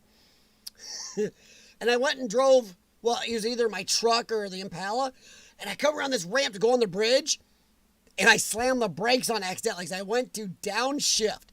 I went to stand on the clutch pedal, but I was in the automatic transmission. Guy behind me about crapped himself. I figured it out really quick, but it's like, you go, yeah, I'm going to shift. Oh, I felt so bad and stupid. But yeah, there's a couple times I've done that. I've driven the stick so often, then I go to the auto and I forget what I'm doing. So I'm like, yeah, I'm going to get frisky. Crap. AC/DC's new album sounds good? Good. Too many old groups just go...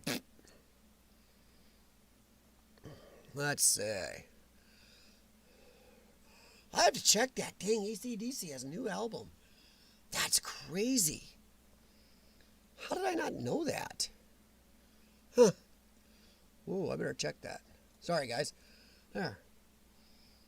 Guys, if you haven't, please do hit the thumbs up. I'm going to mention it once in a while. And as I always say in my spiel, do that for anybody you watch on YouTube.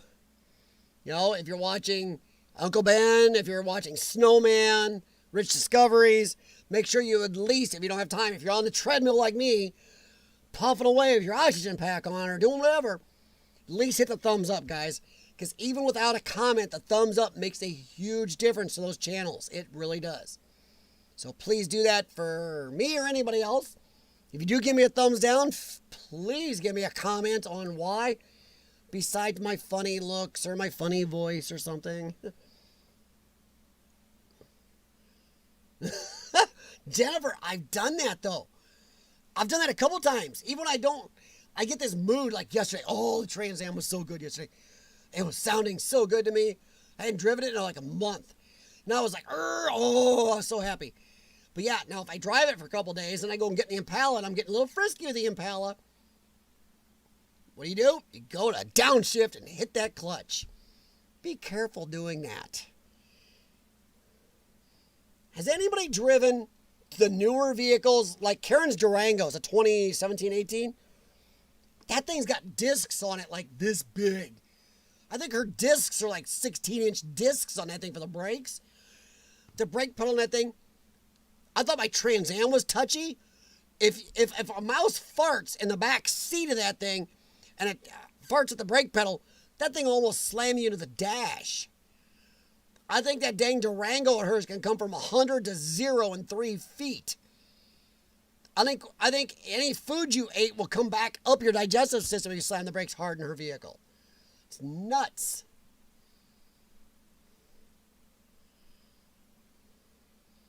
Rain last 2 days. We're actually low on rain, but our temperature will wander to way below normal to just about normal. It's weird. You know, I'm not looking for the trees here are changing. My big trees out front of my house are just dumping needles everywhere. We've got a carpet of needles everywhere. My gutters are full of needles. When you watch the wind and it's just snowing needles. And here's something else I don't like, guys. I'm looking out my window right now. It's 7:30 where I'm at, p.m. And it's darker than crap out. I missed when it was like 10 o'clock. It's still partially daylight.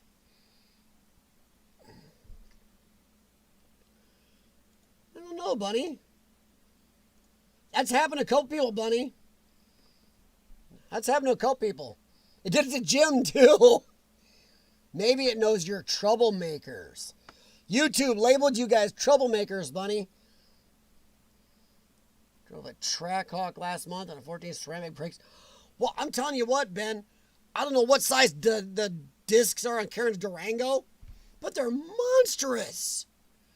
And you even touch the brakes in that thing, and you're nibbling on the steering wheel. You're like steering with your mouth. That thing is crazy sane. I don't get it. I mean, I don't know what the heck they're thinking brakes, but that thing, it will actually outstop without hitting the ABS. It'll outstop my Trans Am. But you'll also, but the thought, remember how you go, I have that thought in the back of my head? Well, the thought in the back of your head will end up coming out your nose. Thing's a little nuts. Why do car makers these days insist on having instrument clutches that are always lit up? And front running lights that make people, yeah. I don't know. When did it become so blind we have to have super bright headlights on during the day? It's daylight, guys. If you can't see the car, don't be driving. Dashes, I will say this. I think Karen's Durango, you can still turn the cluster off. But from what I hear, there's a lot of new cars you can't turn the cluster off. I know I've driven my Trans Am at night on the expressway, and I've turned the gauge cluster off. If I'm driving night, it's got the cruise on. Turn the cluster off. I don't see nothing. I kind of like that. I'm not sure you can do that now.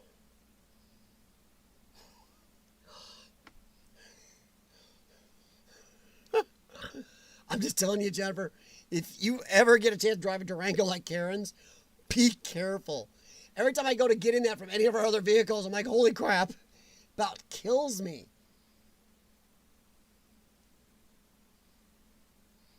Uncle Ben, they make a Durango version of that Cherokee too.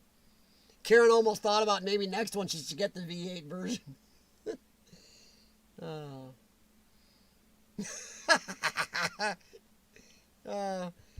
Yes, Jim, I believe you do need adult supervision. That's why, Jim, that's why you're married. Men that get married are married because we have to have adult supervision. And the wives are the adults. And I'll bet every guy in here that's married is going, yeah, that's true. And every wife that's on here is going, yeah, that's true.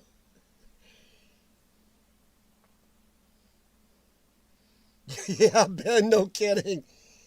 Yeah, what is with...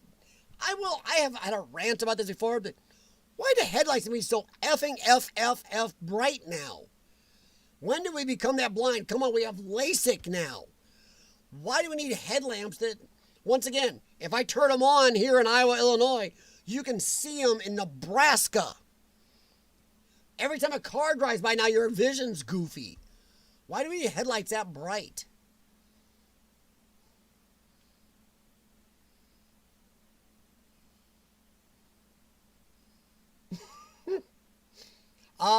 Rich, yes, I remember the Trailblazer SS. I will say Karen's Durango, I'm very impressed. It will handle hardcore. They got that thing really glued down. And I'm proud of her because that makes her frisky. With her old Escape, she have near the power. She gets evil in the Durango. She'll hit the performance button. And, oh, yeah. She gets this look on her face. It's really fun. Corkboard, what is up? Hey, saw your video today too. Nice drone footage of the farm. Great addition. Great addition to the video. And a nice little look around in general. Let's see. Uncle Ben, I think the low center of gravity really helped keep... Yeah. I will say that Karen's Durango has got a good amount of ground clearance, but they kept the flooring and everything. It is pretty low center. It isn't like some of the old ones like Rich was talking about where the GMs would be a little top heavy. But I think they've lowered a lot of stuff so they're a little less top heavy now. A little more planted. Also, Karen's got those big wide tires on that thing. Oh, have a good one, Joker. Just finished my last game of golf.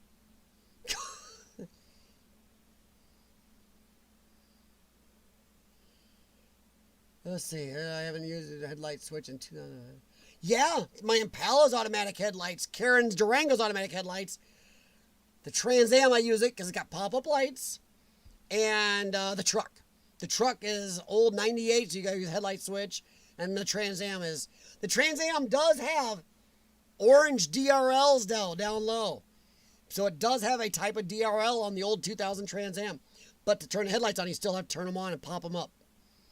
So on the Trans Am and the truck, I use headlight switch. On the Impala and the Durango, you don't ever touch it. It's crazy, isn't it? They figure we're too dumb to turn on our lights now. Ooh.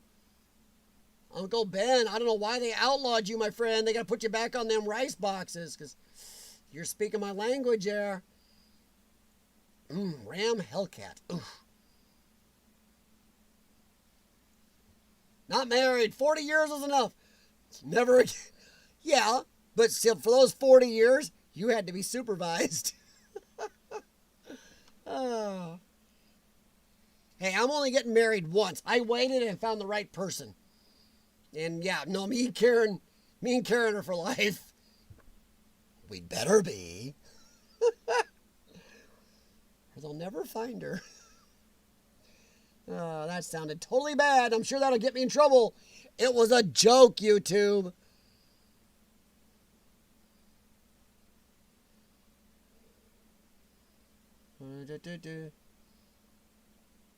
Sorry, catching up here.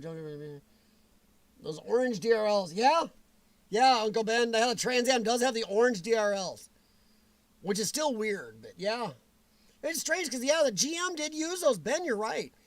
GM used those, what, from about 98 to 2002? Somewhere in there? They use orange DRLs, and I kind of like that better. I don't like your headlights being on all the time. Why do our headlights have to be on all the time? Ah, there you go. Bunny knows. Yep. Yep. Supervised. Women are the adults in the marriage. I admit, Karen does have some cartoons and stuff, and some younger stuff, but I'm definitely the child. If I showed you some of my cartoons I got the original Star Trek cartoon. I've got Black Star, look that one up, Plastic Man, Akira, Exo Squad, you name it. So yeah, I definitely got more of that. Yep, Ben, Uncle Ben, yeah. The Gen 3 Trans Ams had a lot of problems with the isolation relay. People would put pop-up motors in the old Trans Ams and stuff, go, why isn't it working? It wasn't the motor as bad as the isolation relay for switching the motor. Ooh, yeah, Jim. The Trans Am does have the orange dash lights, reddish orange dash lights. I do like that. Pontiac. Definitely a Pontiac thing.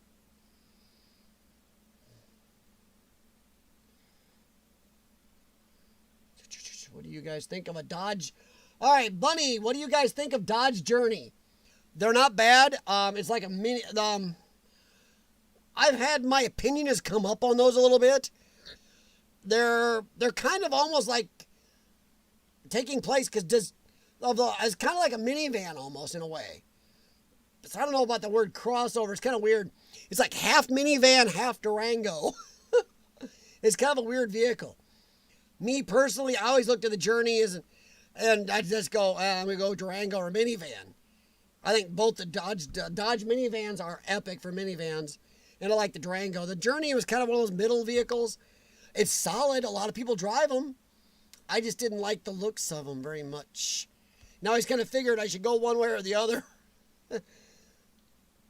But Ben is right. They are a very solid vehicles. A lot of them out there, Bunny. The Journeys are all over. If you are looking at getting one, get the all-wheel drive. Do not get the two-wheel drive version. I had people get those around here and go, I should have got the all-wheel drive. Jim, man, that is a beautiful, I'm sorry, man, that's a beautiful statement. I waited until she died to be single. Buddy, I can't, that's a lot of respect there, 40 years. Can't replace perfection, yeah? And you women don't realize, they say women are the romantics. If you look at statistics, if a husband dies, women remarry at a 75% rate. When the wife dies, men only remarry at a 40% rate. Men are the romantics. A lot of times when you ladies, if you die, we men stay single. We really don't. We just, So yeah, that's a statistic. More women remarry. So us men are the one attached to you. But yeah, Jim, hey, more power to you, buddy. I'm glad you had the 40 years. I'm hoping to have 40 with Karen. We'll see how that goes. I think I'm on borrowed time now. Sorry, I'm laughing at Corkboard. He's still stuck in Canada. 28 degrees Fahrenheit with rain tomorrow. Hey, Corkboard, when it's 28 degrees, that's not called rain. That's called snow. Anything below 32F is snow. So you are looking at the nasty word. Yeah, 28F is snow. Ick. Jennifer, loving it. I had breakfast on you this morning. Nope, that sounded wrong. Yeah, I had some eggs this morning. I had some toast. And I had some cereal. So thank you very much, Jennifer. Loving it. And dang, you did a heck of a job getting. You really know how to get your money's worth shopping. You really do. Also, loving the baked potatoes. Oh, cooler weather. Baked potatoes rule. I load those up with some cheese, some of the onions you sent. Oh, yeah. Of course, I don't get to kiss Karen much because she hates onions. Oh, wow. Avanti had the red dash lights too. Oh, wow. Avanti? That's something to bring up, Ben.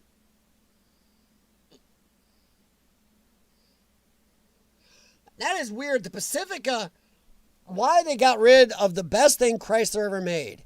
I know we're way off urban exploring now. Sorry, guys. Please feel free to toss out topics or ideas or suggestions. No problem. The best thing Chrysler ever built was the minivans. They knew minivans. I never recommended anybody else's minivan because they didn't do it as good. Honda Odyssey, any of that sucked. Chrysler did minivans, and then they ended it with that Pacifica that's not as good. Stupid. I don't understand them. My parents still have one of the Chrysler minivans. It's still epic. It's like a 2016, I think. Charger DTX from 1972. Robert, I like them, but I want the new Dodge Challenger Hellcat. They run the Charger to me when they made it a 4-door car. Charger is not meant to be 4-door, Chrysler. It isn't. Chargers are 2-door. No, corkboard, we are letting no Canadians in this year. All Canadians must suffer through their winters. You guys chose to live north. Enjoy it. Oh, Lordy. No, corkboard, I have no idea. I know that here in America, we're not doing too bad with the whole Cyrus the virus. Why infections have gone up a little, the ending rate, you don't want to say that D word on YouTube, they get a little weird. But the people keeling over from the rate has dropped through the bottom. I hear in Europe and some places, they're having to reenact some lockdown stuff. Like, ew.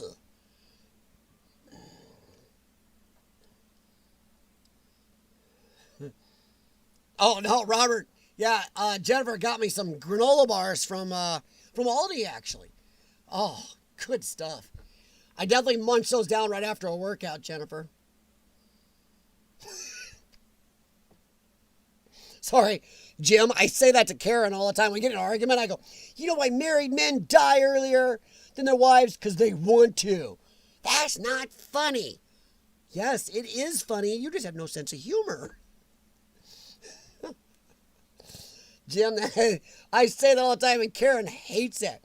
Just like when I tell her it was really nice of her to marry down. I go, it was very nice and charitable of you to marry down to me, Connie. I'm glad you took me in. Turn dash lights on my 08 Impala. I can also turn all the exterior lights off.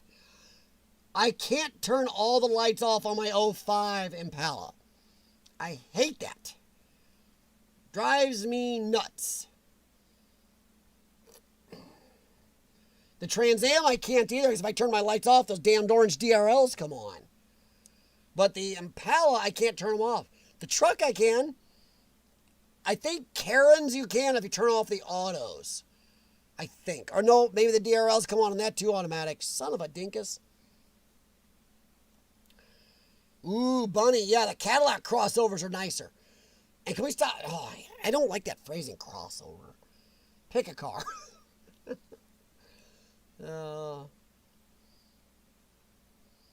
Yeah, my 05, I can't turn them off. I can turn off lights, but then something is on somewhere. Somehow. Or wait, can I turn them off and then it does something? It dings or does something weird at me. I have to check that. Thanks a lot, Rich. I gotta screw with my Impala and figure it out. Cadillac Escalade.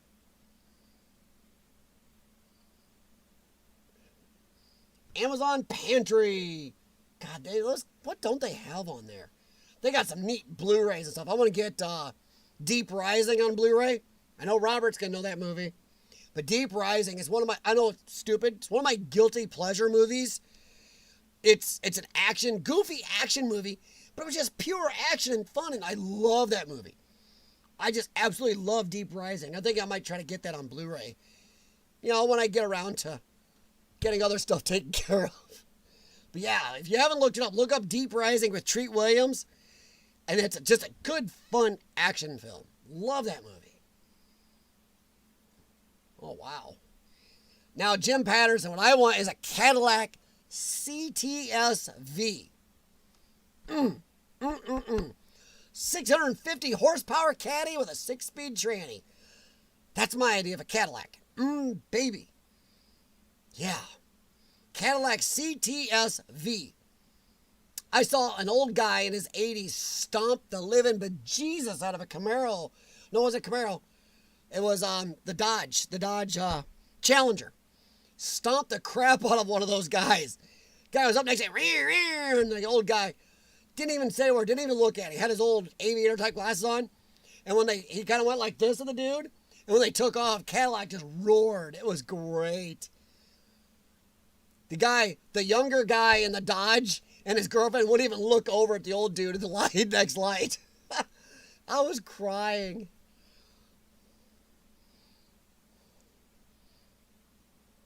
Yeah, see, Rich, mine will do it a little bit, but it's a weird... Rich, you know the setting I'm talking about on my 05. It's a little strange.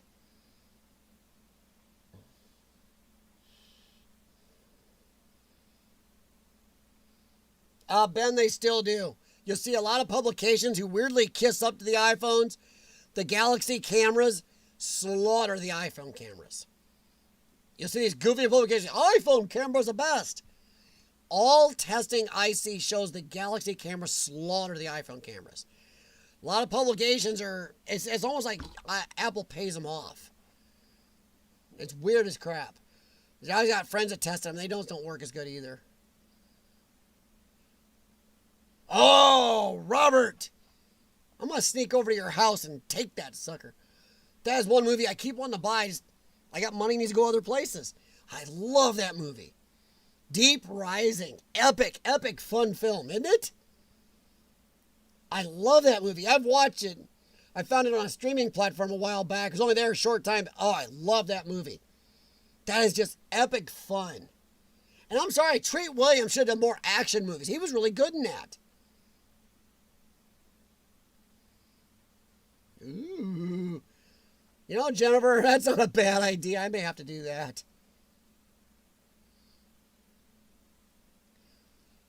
Well, Jim, you can I like the CTS, but I like the CTS V. V means very dang fast.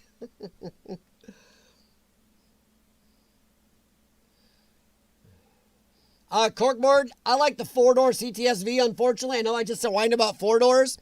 That 2-door CTS V with that weird rear, I don't like. I actually like the 4-door CTS V better. They actually made a CTS V wagon for a short time, too, that was really cool looking. And actually did really amazing on the Nürburgring. But yeah, Rich. I love my people in my chat. You guys, you're on the dialed up perfect on cars. Yeah. Ben, I'll replace those HVAC actuators. I did one on the Impala. On my 05. Yep. Got it and replaced it. It was a dead motor. Thanksgiving surprise. Jennifer, I don't know what we're doing at their Thanksgiving. I'm not even sure whose family we're supposed to spend it with. We alternate. Thanksgiving is one family one year, the other family next year. Christmas, same thing. Vice versa. But I don't know. Because sometimes her family gets together in big groups on the holidays. The bad thing is they don't do the best at watching out for my health. We had a lot of problems with that for the first few years we were together. They didn't seem to take it seriously enough. They wouldn't tell us, and somebody would come sick, very sick. And I got sick pretty bad a few times off her family. And it was bad enough where I stopped going to family get-togethers for a while because they just wouldn't pay attention. And they'd come and I'd be really sick and in the hospital then. So, Jennifer, well, I thank you, hon, but I don't even know what we're doing yet. If it's going to be, I probably will avoid big family get-togethers no matter what this year just because of, I do not think the virus is as bad as they're telling us. But I am still super high risk with only 30% of my lungs left. So in big groups, I'm still extremely squeamish. I'm old enough and I just don't have the capacity to give up. You know what I mean?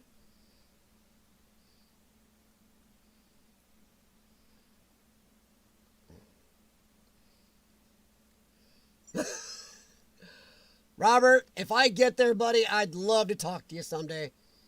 Of course, I will probably sneak out with your copy of Deep Rising. And guys, if you haven't seen the movie Deep Rising, cheap ad, look it up, stream it, whatever you can do to watch it. If you like just pure action movies. Sure, it's not the most intelligent movie on the planet or anything else, but it's just pure fun action. When we can just have action movies. Action mixed with a little bit of a horror film there, YouTube. Just a fun movie. You'll watch it and you won't go, Emmy Award winning, but you'll go, that was fun. So if you haven't seen Deep Rising, look it up. Good flick. But yeah, Robert, if I got out there, buddy, I'm hoping next year. I'm hoping Karen keeps all of her vacation time because we want to take a long trip. Of course, we'll have the dogs with us.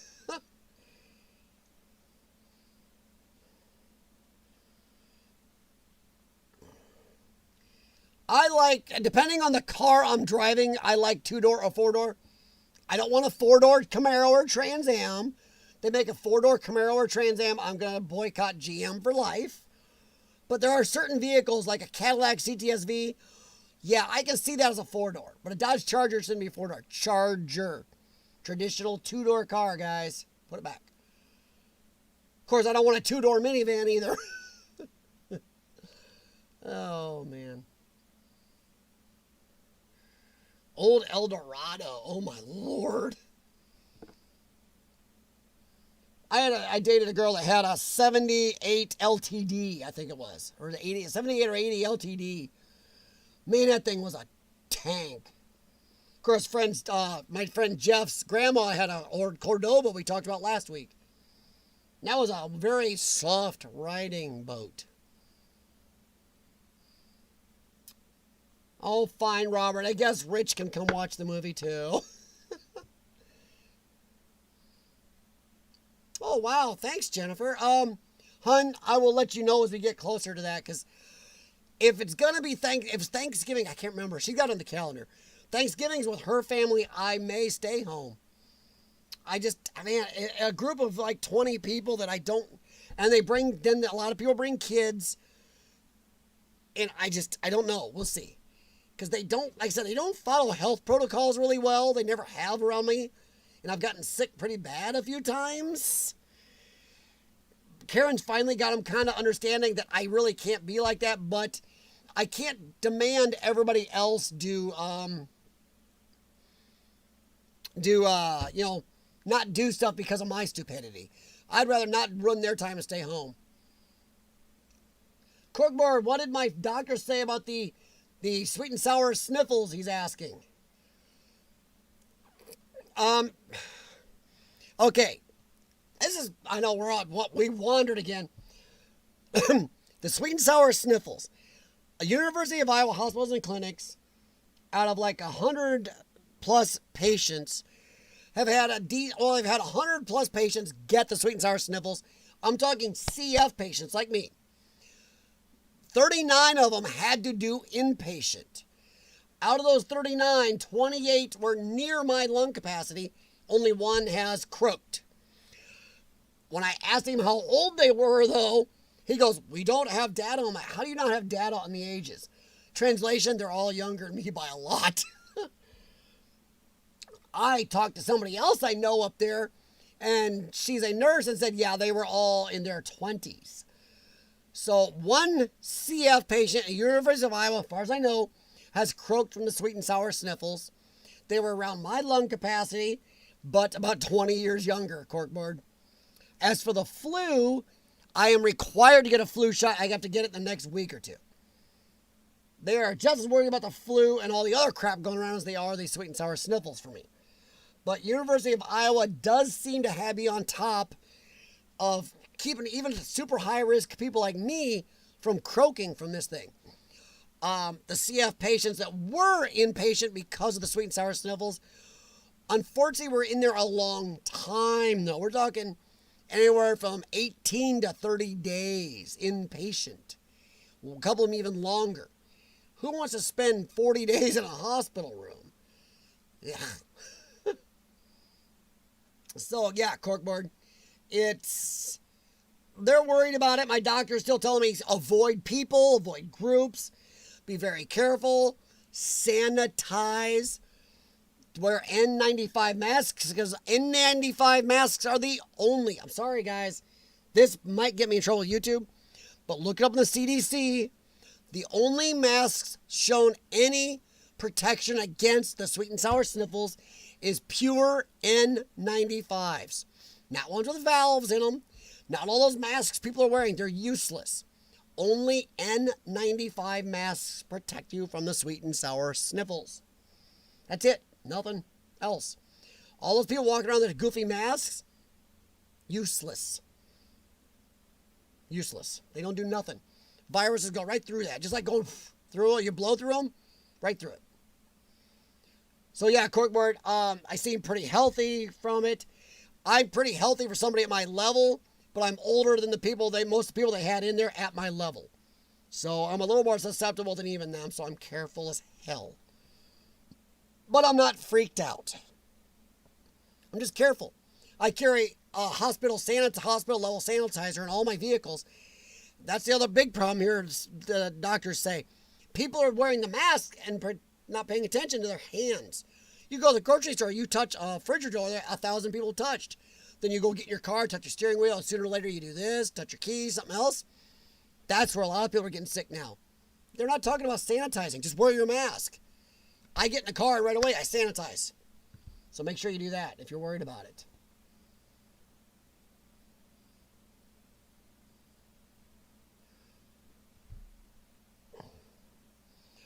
Urbex, CVT trannies are actually neato for mileage, but they're useless for performance. CVTs, you cannot downshift. They cannot handle the high torque and power of some vehicles. CVTs are great for mileage and little cruiser cars, but CVTs are not powerful or good downshifters. Uncle Ben, CVT is junk. Yes, they're cheap, and they're decently reliable as long as you're driving a little putter where you just feel like getting some mileage and you don't want to shift. But CVTs do not handle performance in any way. And they will not downshift so you can come into a corner and power out. So sorry if I got off on a rant and missed some of the conversation, guys. Yeah, CVTs feel like crap. I used to test drive Nissans that had CVTs and they suck. They feel weird. They don't handle good. They freewheel when you don't want them to freewheel. You can't downshift. There is no compression downshifting. Even your auto transes you'll feel a little as they come down and help slow the car. CVTs don't do that. They just freewheel and roll. You can't downshift a CVT because they'll burn them up. They just can't handle that. The chains in them don't like being jerked back and forth. Let's see. Keanu Reeves called Knock Knock. Boy, I don't know if I've seen that one, Robert. I have to look that up. Rich, CVTs suck. I hate them. I just hate CVTs. If I had a dinky little roller skate car, some little car that weighed 20 pounds, I just wanted to putter around town and get mileage, fine, a CVT's fine. Anything I want to haul weight in, downshift, performance driving, CVTs, horrible. Horrid.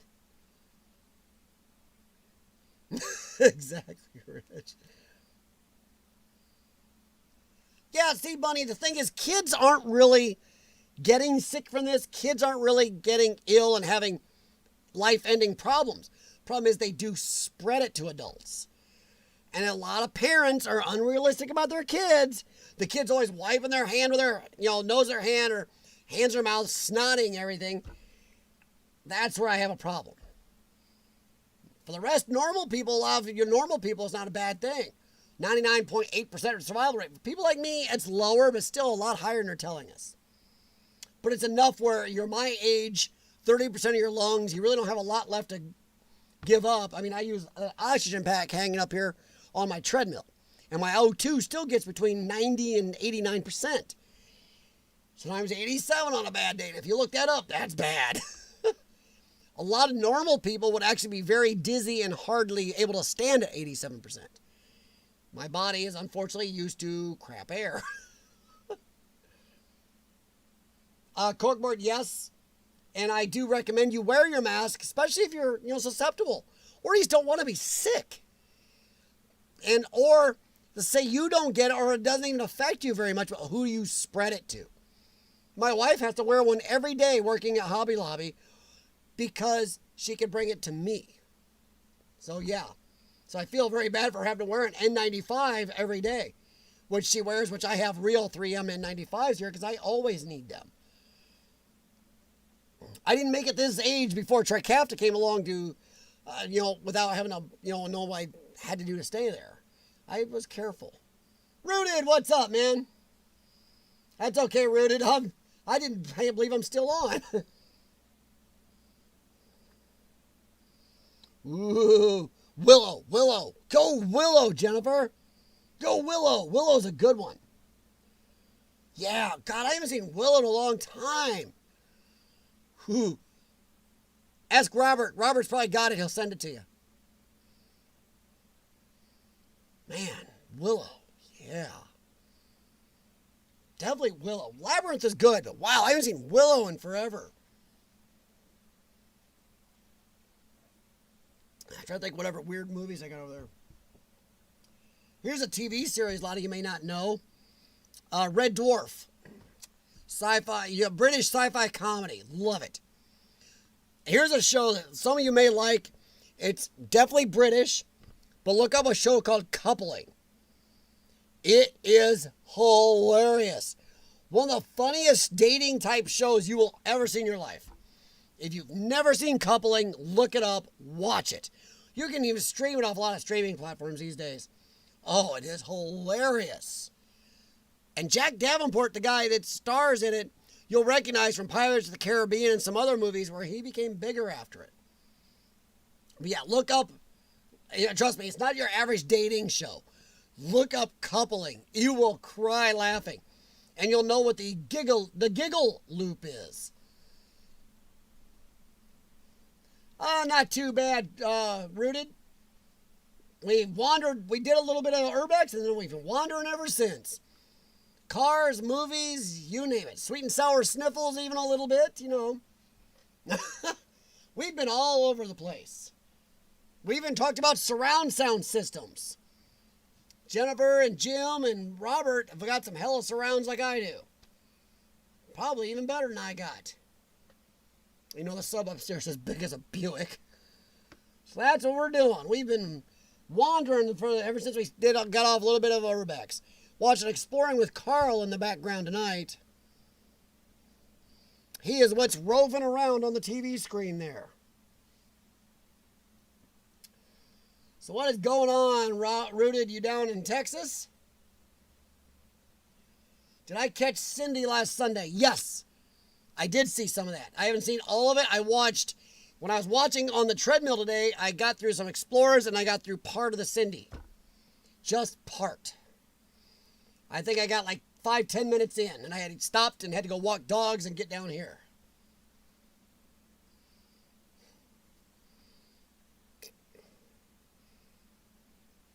Yeah, all I know is the first 5-10 minutes I did see, she's just, if you've never seen Burning Sands, or as some of us know Cindy, go to Rooted's stream, or go to Burning Sands Exploration, look at her channel. We all can only hope to be that fiery and that with it at her age. I mean, she's epic. I keep saying Cindy for president in 2024. She's kick-ass. I love it. Oh, man. Ah, yes. Snowman. We did talk about 8-track tapes. The old short-lived Sony mini disc players that played little music on these little card-like Star Trek-looking cards. Yep. We've wandered. Snowman also brought up the new AC/DC album. So yeah, we've covered some ground. Covered a lot of it. Yeah, Robert, I'm with you. Oh, Cindy is, I talk her up a lot, but man, she is just epic. She is, I mean, come on. How many grandmothers are doing YouTube? Her granddaughter's got to be just like, oh yeah, your grandma's eating creamed corn and hanging out at the bingo parlor? Yeah, here's what our grandma does. Our grandma's carrying, if you know what that means, and she's out urban exploring and making videos on YouTube. I'm betting there are so many people out there that cannot, whose grandma, I'm sorry, you got to be just like, wow. It's really killer. I think Corkboard, don't you kind of count as her male counterpart equal here? Now, Jennifer, Nightmare on Elm Street, I'm with you. The Friday the 13th movie is always kind of laughed at because the people are stupid. 5 of my best friends have all been murdered horribly. Shouldn't have said that word because YouTube gets crabby. Let's see, the lights have just gone off. I've heard a noise downstairs. I will go down and check the breakers alone in the dark without even a stick to defend myself. Ugh. I watch horror movies for a giggle. Because I'm always going, yep, I'm the guy that's going to survive. I don't forget how to walk. Don't forget how to start my car. And if I get the bad guy down, I'm not going to stop beating him or shredding him until there's no way he can come get me. So yeah. I will say out of those two, though, Nightmare on Elm Street is definitely the best. They are.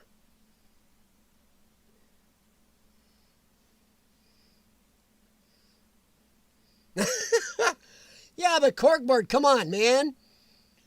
Still, when you go into the grandfather cost scale, you got to admit, there are very few grandpas around you doing what you're doing.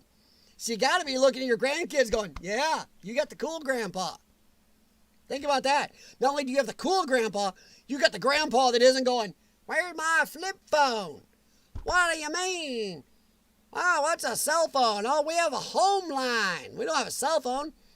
I don't know where I got the accent, but you got to admit, you're not the grandpa doing that stuff. Oh, man. Oh, cool. Thanks, Snowman. Yes. Snowman, we'll put that in a tab. Opening that. Thank you. Thank you very much, Snowman. That link Snowman just put in, guys, is to the new AC/DC song with lyrics. And his new video. So, yeah, check that out, guys. Oops, something went wrong. That's okay. I'll reopen later. So, yeah, there it is right there. So make sure you check that out. Jennifer, I'm a sci-fi nut. I watch a few horror films. But a lot of those, if I watch them, it's because I need a giggle. I'm sorry. I just look at so many of those going, okay, people. This phone holster has more intelligence than the people in most horror movies. Once again, if I get the bad guy down, I'm not going to stop beating, clubbing, or shredding until he ain't getting me. That's all there is to it. I'm going to run him through a meat grinder, make sausage out of him, and feed him to some pigs in a field. Boy ain't coming after me. He's done. Yes, Nightmare on Elm Street is definitely better than Friday the 13th. I'm sorry, any day of the week, it is. Freddy Krueger. Oh, yes. Also, here's another one. There's another one of the horror franchises I like. Hellraiser. Oh, yeah. Hellraiser. Like what? 1 through 4? Yeah. They have more, but I like 1 through 4. Pinhead. But yeah, Freddy Krueger, they remade Nightmare on Elm Street, and it bombed. Stop remaking stuff. You guys have no way of matching how good the originals were. But yeah, I'm sorry. It's Nightmare on Elm Street and Hellraiser.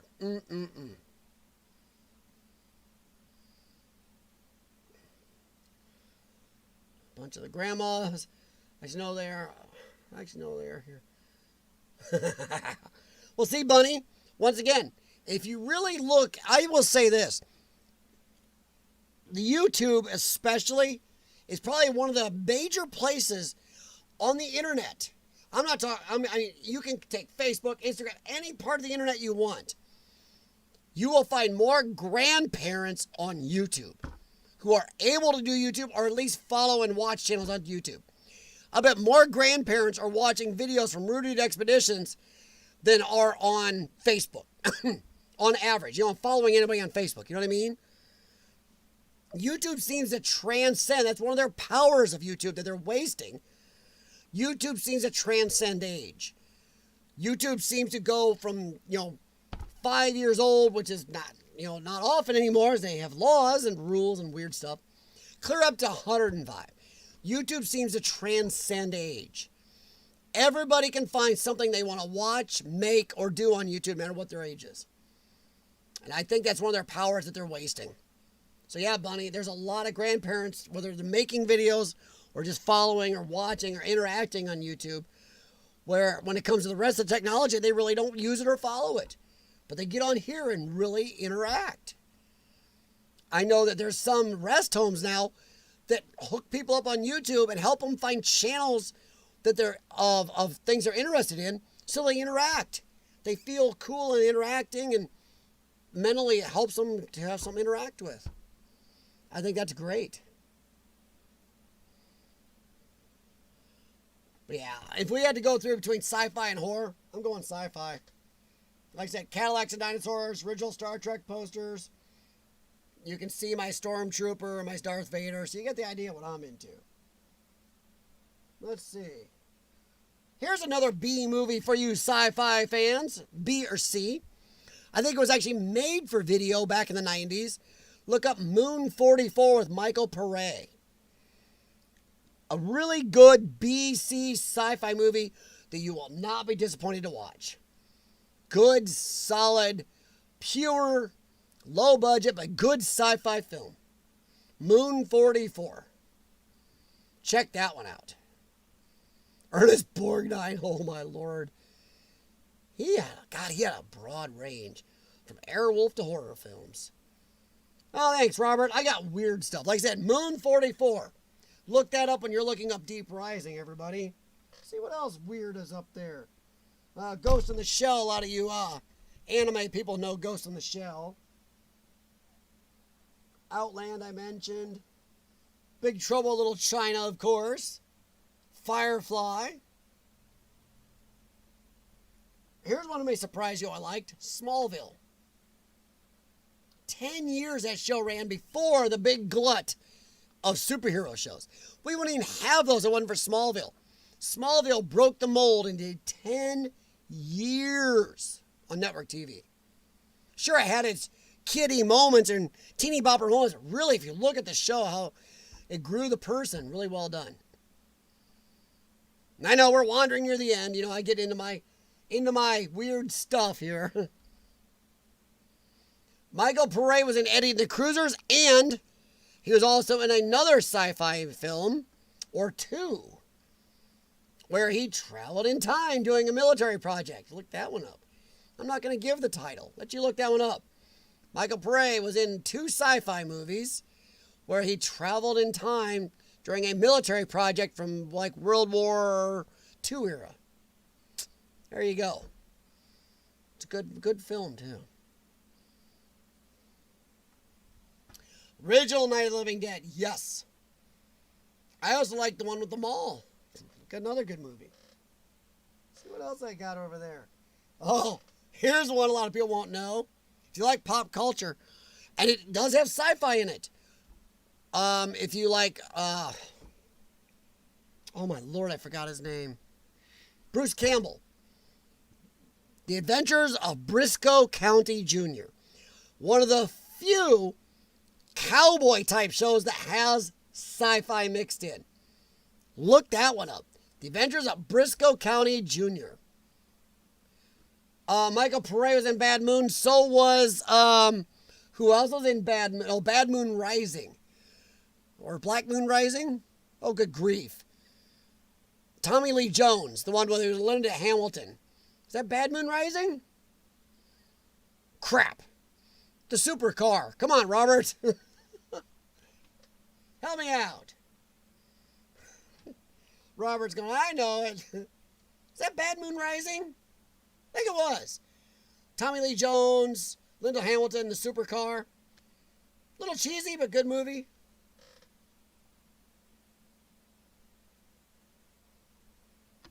Sorry, looking over here at something.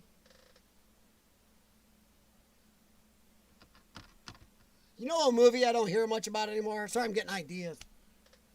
Hitchcock. I like me some Will Smith. Hitchcock. Ooh. If you have not seen the new one of Will Smith where he's fighting his younger self, oh, if you got Amazon Prime, go look that up. Good movie. Oh, come on, Robert. Bad Moon Rising or something is what it's called. Or Black, oh, come on. Just a second here.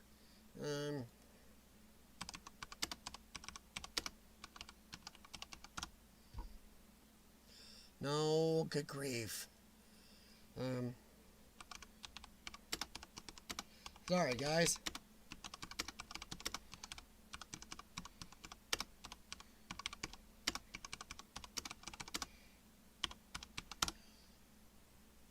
Black Moon Rising, 1986. Black Moon Rising, supercar, Sarah Connor, Tommy Lee Jones, Sarah Connor, Leonard Hamilton. Yeah, look that one up. Black Moon Rising, 1986. Good movie. Now, here's something I'm going to tell you guys I watch, and I admit this. These are two of my guilty pleasure movies of all time. I know I'm going to get some laughter possibly here, or I'm going to get some people going, yeah. 1980s movies. 1989, there was a glut of of three movies out, undersea adventures. There was The Abyss, which, yes, good movie. But here are my two guilty pleasures. Leviathan and Deep Star 6. And I know they're not epic movies by any way, shape, and form, but they're just good movies. Fun. Fun. You can watch it and enjoy it without having to put too much into it. Yeah, Leviathan and Deep Star 6. Just two fun movies. Jennifer. Yes, I've seen both Starman and Close Encounters of the Third Kind and the Starman TV series with Robert Hayes. So yes, I've seen them.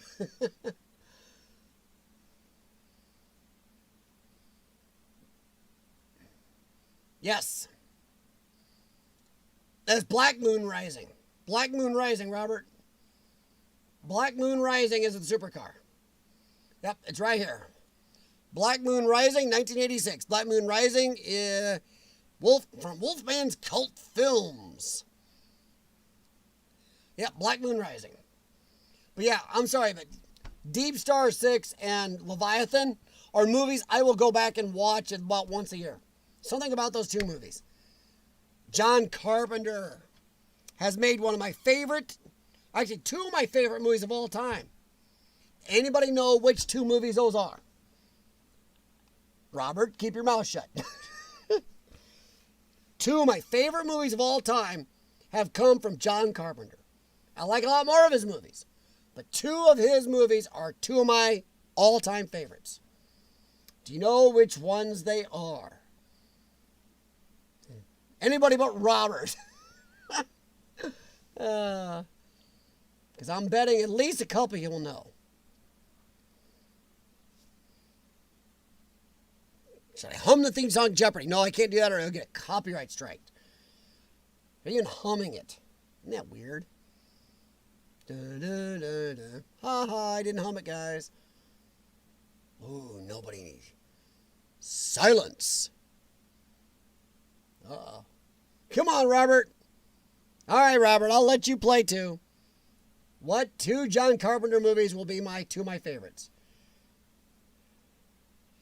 Jennifer, do not bring that show up. I do not watch Star Trek Disgracery. That show is horrendous. I do not watch that. I do not consider that Star Trek. That is nasty. It's stupid show. I'm sorry. I will contain myself. That new series is nothing Star Trek. It's bad. Bad. It's all politically correct crap. They ruined 50 years of Star Trek with that show. Sorry. Ooh, dang it, Robert. Okay, Saw in Precinct 13, not one of his best. Escape from New York, good guess. I would say, but my two are... Boy, Escape from New York, you got me on that one. Are The Thing and Big Trouble in Little China. Robert, I'm with you, Star Trek original. All right, so Joshua Thomas, we have a troll. Welcome, troll. Yep, sorry, Joshua, you got nailed. Thank you very much, Jennifer. Star Trek original, Robert, yes, but I like Star Trek. I like the movies until you got to 2009 where they started making all flash over substance. Star Trek was substance, not flash and glitz. The new series they're not Star Trek. They have nothing to do with Star Trek except the title. Snowman, Alien or Aliens? Those are not John Carpenter. Those are Ridley Scott movies. But Alien and Aliens both, oh yeah. Good movies. Aliens 3, do not watch it. It sucks. Alien Resurrection is better than Aliens 3. Aliens 3 was a bad movie. That one hurt. But Alien and Aliens, good movies. The Thing and Big Trouble in Little China are epic. Love them. Kyle McGran. Shout out to all Urbex members. Welcome, Kyle. Yeah, we talked about Urbex at the beginning of the stream for a while, and we've wandered ever since.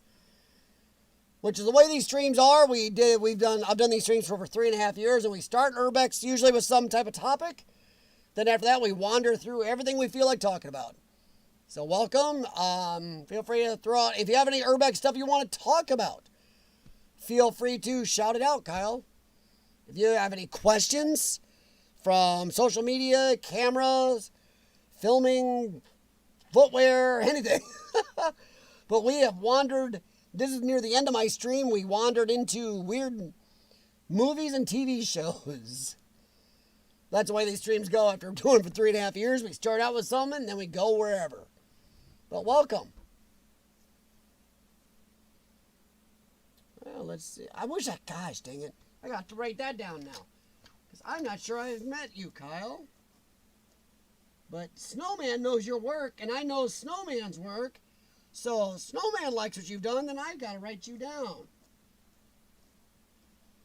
So I am going to write you down because I know Snowman stuff and I like his stuff. So if he knows you, then I got to check. Ooh. Breakfast Club is okay, Jennifer, but Less Than Zero, a good movie. Yes. Oh, thank you. Thanks for stopping in, because now I may have found somebody else new I like to check out. Thanks, Snowman, for tossing that out, because you backing him, I know your stuff, so yeah. Dark Star, 1974. Oh, yeah. Yep. I know that one, Robert. Dark Star, wow. That's a different film. I haven't seen that for a long time, Robert. Probably close to 20 years since I've seen that one. Snowman, Kyle does some Eastern Pennsylvania. Oh, cool. Cool. Pennsylvania's got a lot to explore. Between the old steel industry, you guys have some good mines if you have the right spots. You also have some good, good old backwoods exploration areas. Cool, I'll have to check that out. Thanks for letting me know, guys. Yeah. Welcome, Kyle, and I'm Cool. I'm glad now I can see if... Okay, so he does some old places too. Cool. Well, that's great. I like to find somebody new and learn something new on here. Now I have somebody else probably to watch on the treadmill. Oh, that's great. See, you guys are just more useful for me than I am to you. Oh, Lordy. But I have been on for 2.5 hours. Bad thing is I haven't heard any noises upstairs. A little worried, because usually I would think the puppy would be making noises by now. By the way, Riker is now just over 16 weeks old, and he is 41 pounds at 16, just over 16 weeks. So yeah. So he is growing. He is still lighter than Gemma, who's 72 pounds, but man, he is starting to give her some rough time on the playing. And he is a smart little guy. He listens. Have to have him. I'll have to do another video with him playing in the yard here soon. We're actually cutting him back a little because he actually got a little hurt and was limping for a few days because him and Gemma plays almost too hard. We don't want any damage to him at a young age. Travel all over, but I'm from Pennsylvania. Oh, no problem, Kyle. Yeah, I've been urban exploring a long time, long before I came to YouTube, which I wish I would have come to YouTube earlier because I wouldn't have lost a bunch of crap in a house fire. Let it go. But, yeah, I've traveled around a decent amount. I've explored in, I think, 15 states. But I've been a little slower on lately. My health is not as good as it used to be. But I love to meet other explorers. I love to watch urban exploring videos. I like seeing urban exploring pictures. And I love meeting other explorers in person if I ever get the chance. So welcome. I do these streams every Tuesday for the last 3.5 years. Usually a little more heavy into the urban exploring chat, but some people were telling me they wanted to kind of branch out and do a little more general discussion. So usually now I pick an Urbex topic, bring out something, we discuss it, then we go from there. I used to do video reviews too, but YouTube is getting a little weird because if somebody put music in that was copyrighted and didn't tell me, I was getting strikes on my channel. So I had to kind of stop doing that right now, but I do some Urbex video reviews, let people look at them and we talk about them too. So yep. Hey, Echo, what's up, buddy? Nobles, yeah. Heck yeah. See, now that's what I like right there. Snowman's telling you, Kyle, if you ever get down to Tampa, look him up, yeah. And Snowman, you ever get to Pennsylvania, look him up.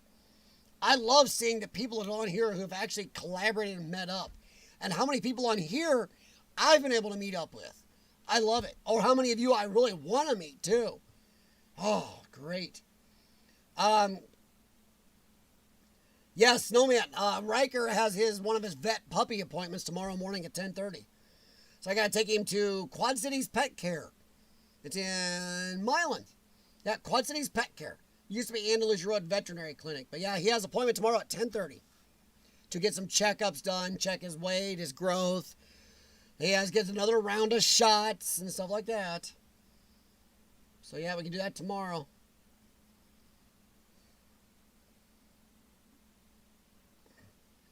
Your dog wasn't okay, Snowman? Did he get hurt? What? What happened? Pretty much for Riker, it's just his puppy update. Every so many weeks, I have him come in below a certain age. And he's got to get all the shots in line to get safe around other dogs and stuff. What kind of dog do you have, Snowman? Because we have Gemma. She's a half Chocolate Lab, half Chesapeake. She's 72 pounds. She's almost 4 now. 4.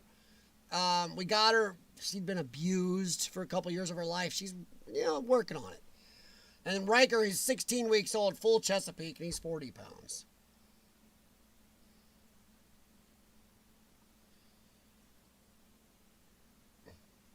Wow, Joker.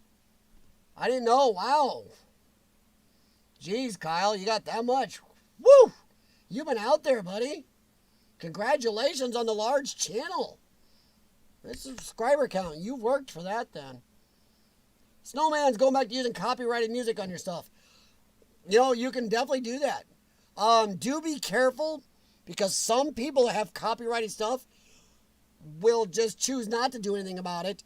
Some will choose, if you're monetized, to take the monetization from you, which is no big deal for a lot of people. Some will strike your channel. So be careful who you do that with. Because even if you're not monetized, they can actually strike your channel for using copyrighted stuff. So be careful.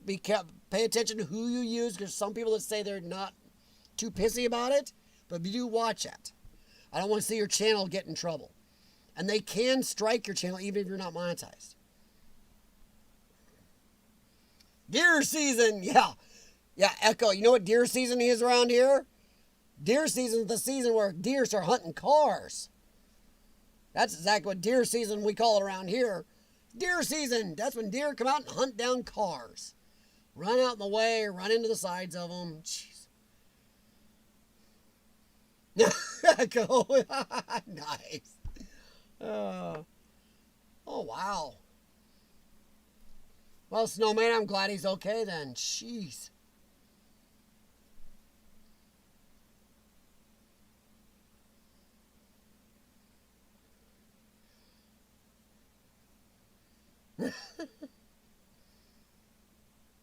Dachshunds.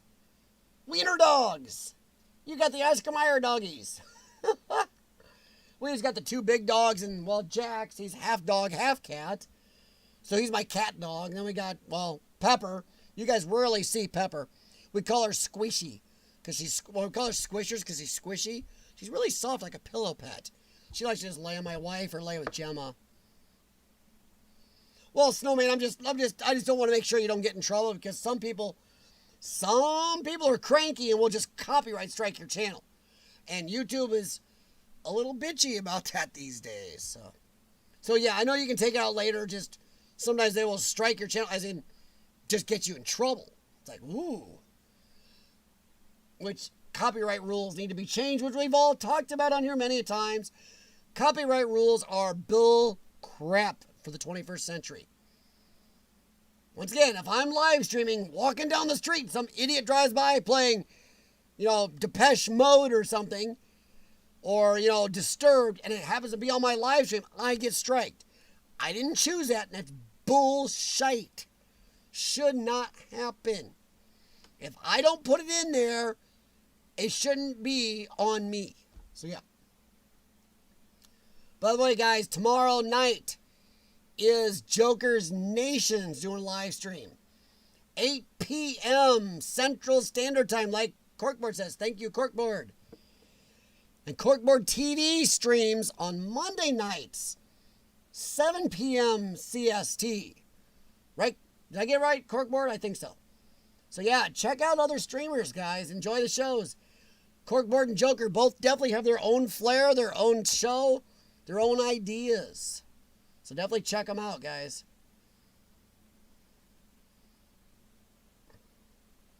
I have hot dogs. Oh, nice. So you get those. So you go to PetSmart and get the little wiener, the little bread bun costumes for them for Halloween. If anybody, I gotta go show you guys a picture of Gemma a little more. Gemma looks a lot like Scooby-Doo to me. She's not Great Dane, but man, if you see her, she perks her head up, stands up. If I put black splotches on her, you're gonna go, holy crap, it's Scooby-Doo. She really looks it.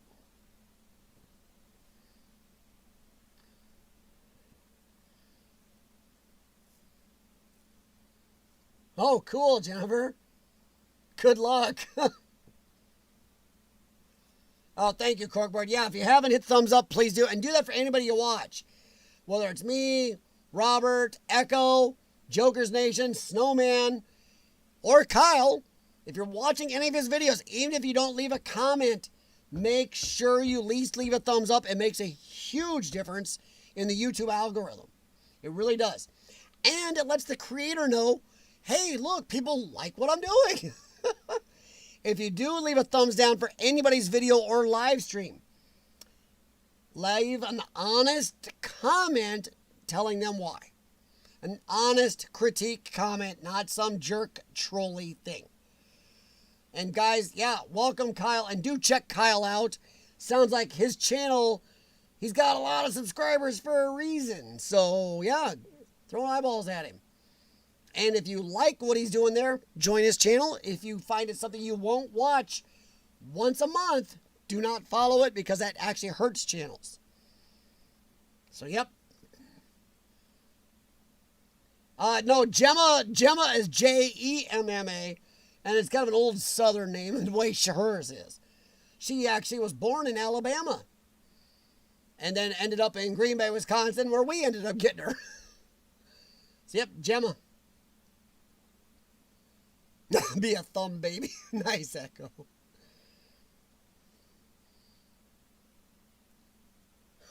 What? Snowman? 10-point buck. Wow. You killed Bambi. Oh, Lordy. They killed a rat. See, we depend on our cat to do that. Pepper likes to hunt things. Of course, then she drags things up on the yard, up on the deck going, let me bring this in. No. Pepper tries to import toys in the house. She tries to bring up living ground squirrels to play with in the house. Like, no, you're not bringing ground squirrels in the house. Jeez. Well, guys, I do have to get out of here. I am hearing a whimper at the top of the steps. I don't know if that's, I think that's actually Riker. And Riker with a puppy bladder means he probably has to go outside. But thank you guys for showing up. Thank you for hanging on this long. I didn't realize I'd been going on for over almost 3 hours. Do check out each other's channels. Check out Kyle. I'm going to be doing that tonight or tomorrow. Kyle McGran. Sounds like he's got a lot going on his channel. If it's something you like I said, join. If it's not something you're going to watch once a month, guys, be careful joining channel because that hurts you and them. If you look up how YouTube works. It does hurt if you're not going to watch.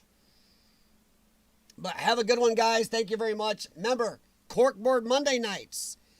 Joker's Nation Wednesday nights. And Fire Sarge does...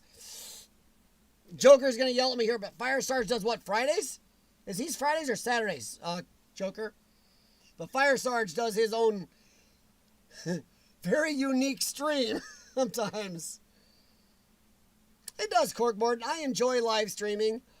And if my health, my joints or something got a little worse, I'd probably be doing more of this even. By the way, guys, thanks for checking out my last few Explorers. I do have a lot more coming out.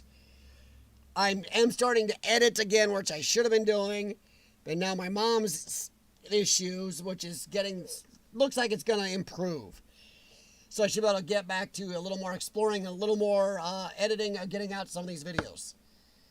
But thank you very much for checking out the stream. Next week, if the weather's okay, I may try to stream down at the Arsenal Bridge again before the weather gets crappy and get us a little outside time. Robert, have a good one. Corkboard, Snowman, Urbexy, Jennifer Bearden, of course, hun. And thank you again, hun. Rich Discoveries, Joker's Nation, Kyle, welcome, and thanks for stopping by. Corkboard, and everybody else. Bunny, you're here somewhere. But have a good one. Be nice. Hope you guys stay healthy, happy. And, you know, check out what's going on YouTube. Hopefully you get enough to watch and enjoy. But have a good one. Thanks for stopping by. Thanks for hanging out while I chit-chat, and thanks for chit-chatting with me. I enjoy how you guys really gave me a lot to talk about today. You guys steered things really well. I appreciate that.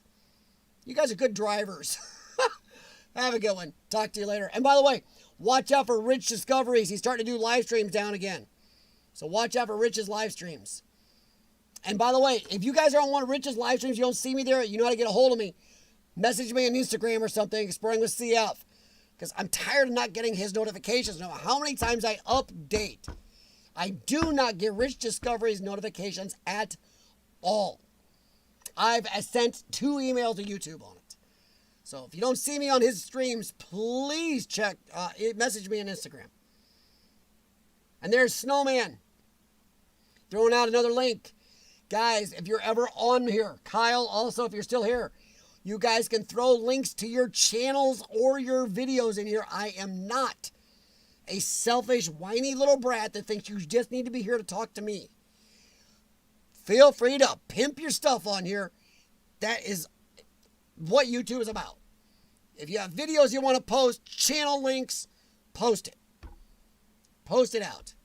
It's the best way to help get, if any way I can help somebody get eyeballs on your video or get some notification out there, feel free.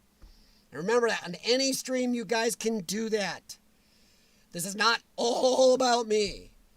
The fact that you guys are here listening to me talk is amazing. So if I can, put it out there, feel free. But all right, guys, have a good one. Talk to you later. Thank you very much. And good night. I'm going to go walk me a puppy who is now whimpering pretty good. I don't know if you can hear that, but he is whining. Have a good one. Time to go drain a puppy bladder.